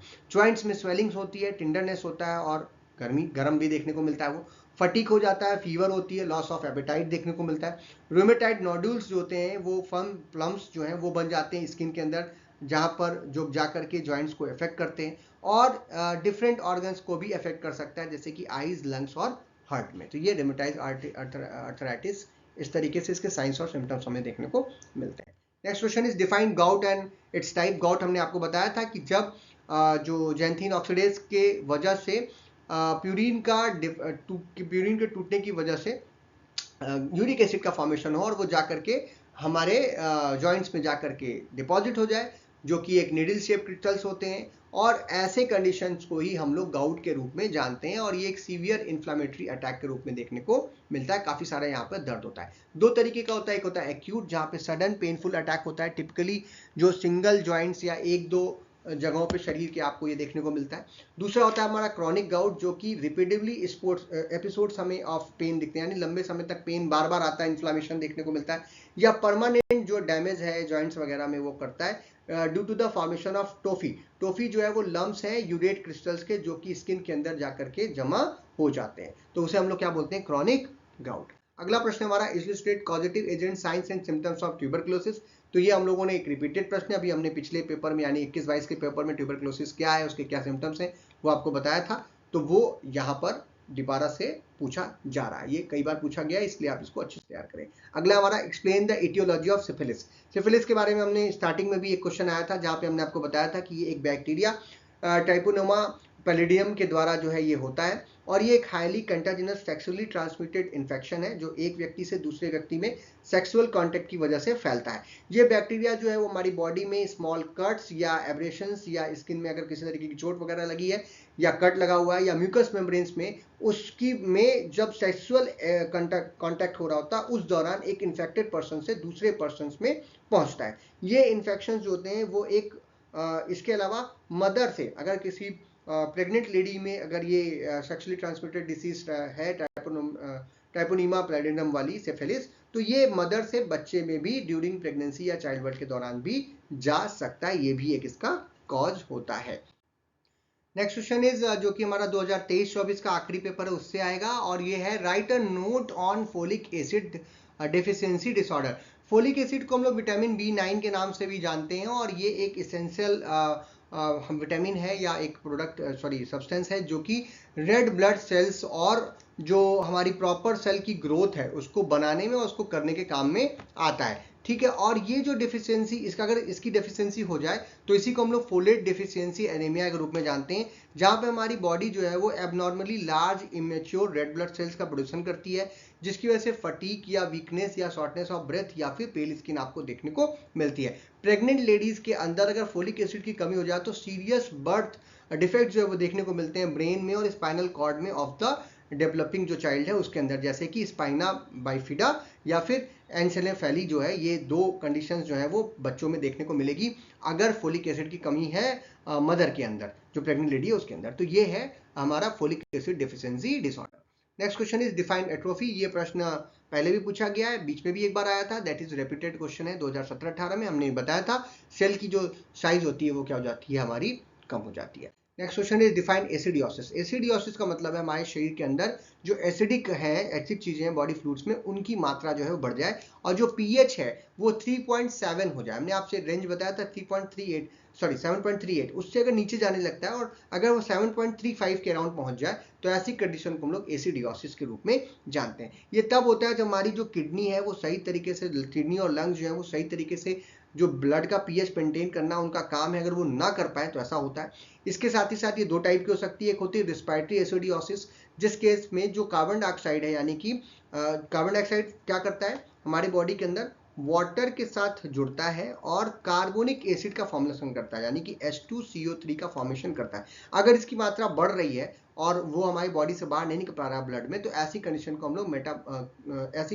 हम लोग रिस्पायरेटरी एसिडियोसिस के रूप में जानते हैं। दूसरा हमारा मेटाबॉलिक एसिडियोसिस है, जिसमें ओवर प्रोडक्शन ऑफ एसिड या कोई भी ऐसी चीज हम खा पी रहे हैं या बन रही है जो कि एसिडिक है, अगर उसकी मात्रा बढ़ रही है तो मेटाबॉलिक एसिडियोसिस हो जाएगा। या फिर किडनी जो है वो अगर सही तरीके से एसिड को बॉडी से बाहर नहीं निकाल रही यूरिन में, तो भी जो है मेटाबॉलिक एसिडियोसिस होने की संभावना बढ़ जाती है। Next question is right the pathophysiology of angina in brief. Angina जिसे एंजाइना पेक्टोरिस के रूप में भी जानते हैं, ये पेन एसोसिएटेड पेन है जो कि अगर हार्ट को जितनी मात्रा में ऑक्सीजन की सप्लाई चाहिए या ब्लड की सप्लाई चाहिए अगर उसे नहीं पहुंचती तो उस कंडीशन में एक पेन शुरू होता है और जिससे हम लोग एंजाइना जानते हैं। मायोकार्डियल इन्फेक्शन के दौरान ये पेन आपको देखने को मिलता है, जो हमने डिस्कस बात किया था। तो एंजाइना जो है वो एक चेस्ट पेन है जो कि रिड्यूस ब्लड फ्लो या फिर हार्ट मसल्स में ब्लड फ्लो के कम होने की वजह से होता है। इसकी जो पैथोफिजियोलॉजी है उसमें एर्थरोस्क्लेरोसिस जो हमने आपको बताया था वही है, जहां पर कॉर्नरी आर्टरीज में प्लॉक बिल्डअप होने की वजह से वो नैरो हो जाते हैं और ब्लड की सप्लाई कम हो जाती है, जिसकी वजह से ब्लड सप्लाई कम होने की वजह से जो ऑक्सीजन की सप्लाई है वो भी हार्ट मसल को कम पहुंचती है।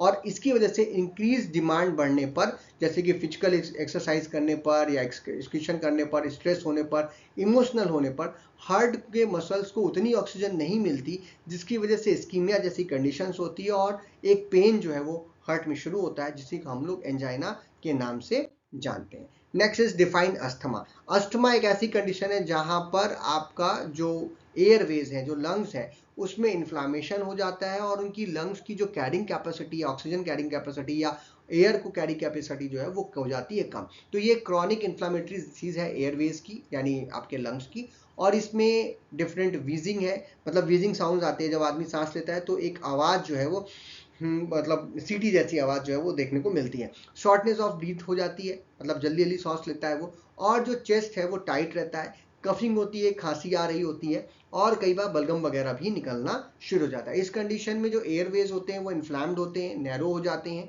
और ट्रिगर्स करते हैं एलर्जी की वजह। ये किसकी वजह से होता है? एलर्जीज की वजह से। काफ़ी ज़्यादा अगर एलर्जी है किसी वजह से तो वो ट्रिगर हो जाएगा और बहुत ज़्यादा खांसी आने लगेगी। एक्सरसाइज कर लेंगे तो भी हो जाएगा, कोई ज़्यादा काम कर लेंगे तो हो जाएगा, ठंडी आ जाएगी या ठंडी हवा में रह लेंगे, एसी में ज़्यादा रह लिया या ठंडी आ गई, तो ऐसी कंडीशंस में उनको अस्थमा के अटैक्स जो हैं वो आना शुरू हो जाते हैं, क्योंकि उनका एक क्रॉनिक इन्फ्लामेशन जो है वो एयरवेज में पहले से ही हो चुका है।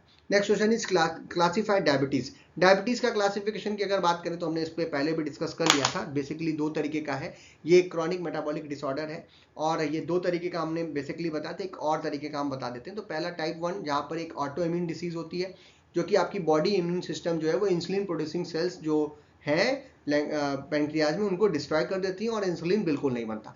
टाइप 2 में जो है हमारी बॉडी जो होती है वो इंसुलिन के प्रति रेसिस्टेंट हो जाती है और पेंक्रियाज जो है इनफ मात्रा में इंसुलिन नहीं बना पा रहा और इस रेसिस्टेंस को ओवरकम नहीं कर पाता है। तीसरा हमारा गैस्ट्रोइंटेस्टाइनल डायबिटीज। इसमें क्या होता है, जो हाई ब्लड शुगर है आप जो ले रहे हैं बार बार ड्यूरिंग द प्रेगनेंसी, खास करके उस केस में चाइल्ड बर्थ के बाद जो है अपने आप ठीक हो जाता है। बट ये प्रेग्नेंट लेडीज में जनरली देखने को मिलता है कि उनका जो ब्लड शुगर लेवल है वो बढ़ जाता है, लेकिन जब चाइल्ड बर्थ हो जाती है नॉर्मल कंडीशंस में नॉर्मल मेटाबॉलिज्म जो होने लगती है बॉडी की, तो ये प्रॉब्लम ठीक भी हो जाती है। तो इसे हम लोग गैस्ट्रोइंटेस्टाइनल डायबिटीज के रूप में जानते हैं। Next is give the etiology of syphilis. ये एक रिपीटेड प्रश्न है। 2022-23 में हम लोगों ने आपको बताया सिफिलिस जो है वो सेक्सुअली ट्रांसमिटेड डिसीज है, किस तरीके से होती है और किस बैक्टीरिया से होती है वो हमने आपको वहां पे बताया था। Next is which organism causes leprosy. ये भी एक रिपीटेड प्रश्न हो गया क्योंकि पूछने का तरीका अलग हो गया। माइक्रोबैक्टीरियम लेप्रे की वजह से हो रहा था, तो वो आपने लिख रखा है। इसको आपने पहले भी पढ़ा रखा है। 2018-19 में प्रश्न आया था, उसके पहले भी शायद 17-18 में भी ये प्रश्न पूछा गया था, तो दो बार इसके पहले भी ये पूछा गया। Next is define homeostasis. पिछले पेपर में यानी 2022-23 का पहला ही प्रश्न होम्योस्टैसिस था, यहाँ पे फिर से पूछ रहा है। आपके इंटरनल एनवायरनमेंट को लगातार मेंटेन करने को होम्योस्टैसिस बोलते हैं। तो ये फिर से एक रिपीटेड प्रश्न है। मैं सभी के प्रश्न के आंसर दोबारा इसलिए नहीं बता रहा हूँ क्योंकि एक तो ये पता चल रहा है कि रिपीटेड, आप कह रहे हैं रिपीटेड प्रश्न फिर लिखे क्यों, इसलिए क्योंकि ये पता चले कि कितने प्रश्न रिपीट हो रहे हैं। और दूसरा ये कि हम अगर उसका एक्सप्लेनेशन बार बार आपको लिखेंगे तो वीडियो वैसे भी लंबा हो रहा है और लंबा हो जाएगा। लास्ट प्रश्न है आज के सेशन का, इस पेपर का, जो है डिफाइन इलेक्ट्रोलाइट इम्बैलेंस।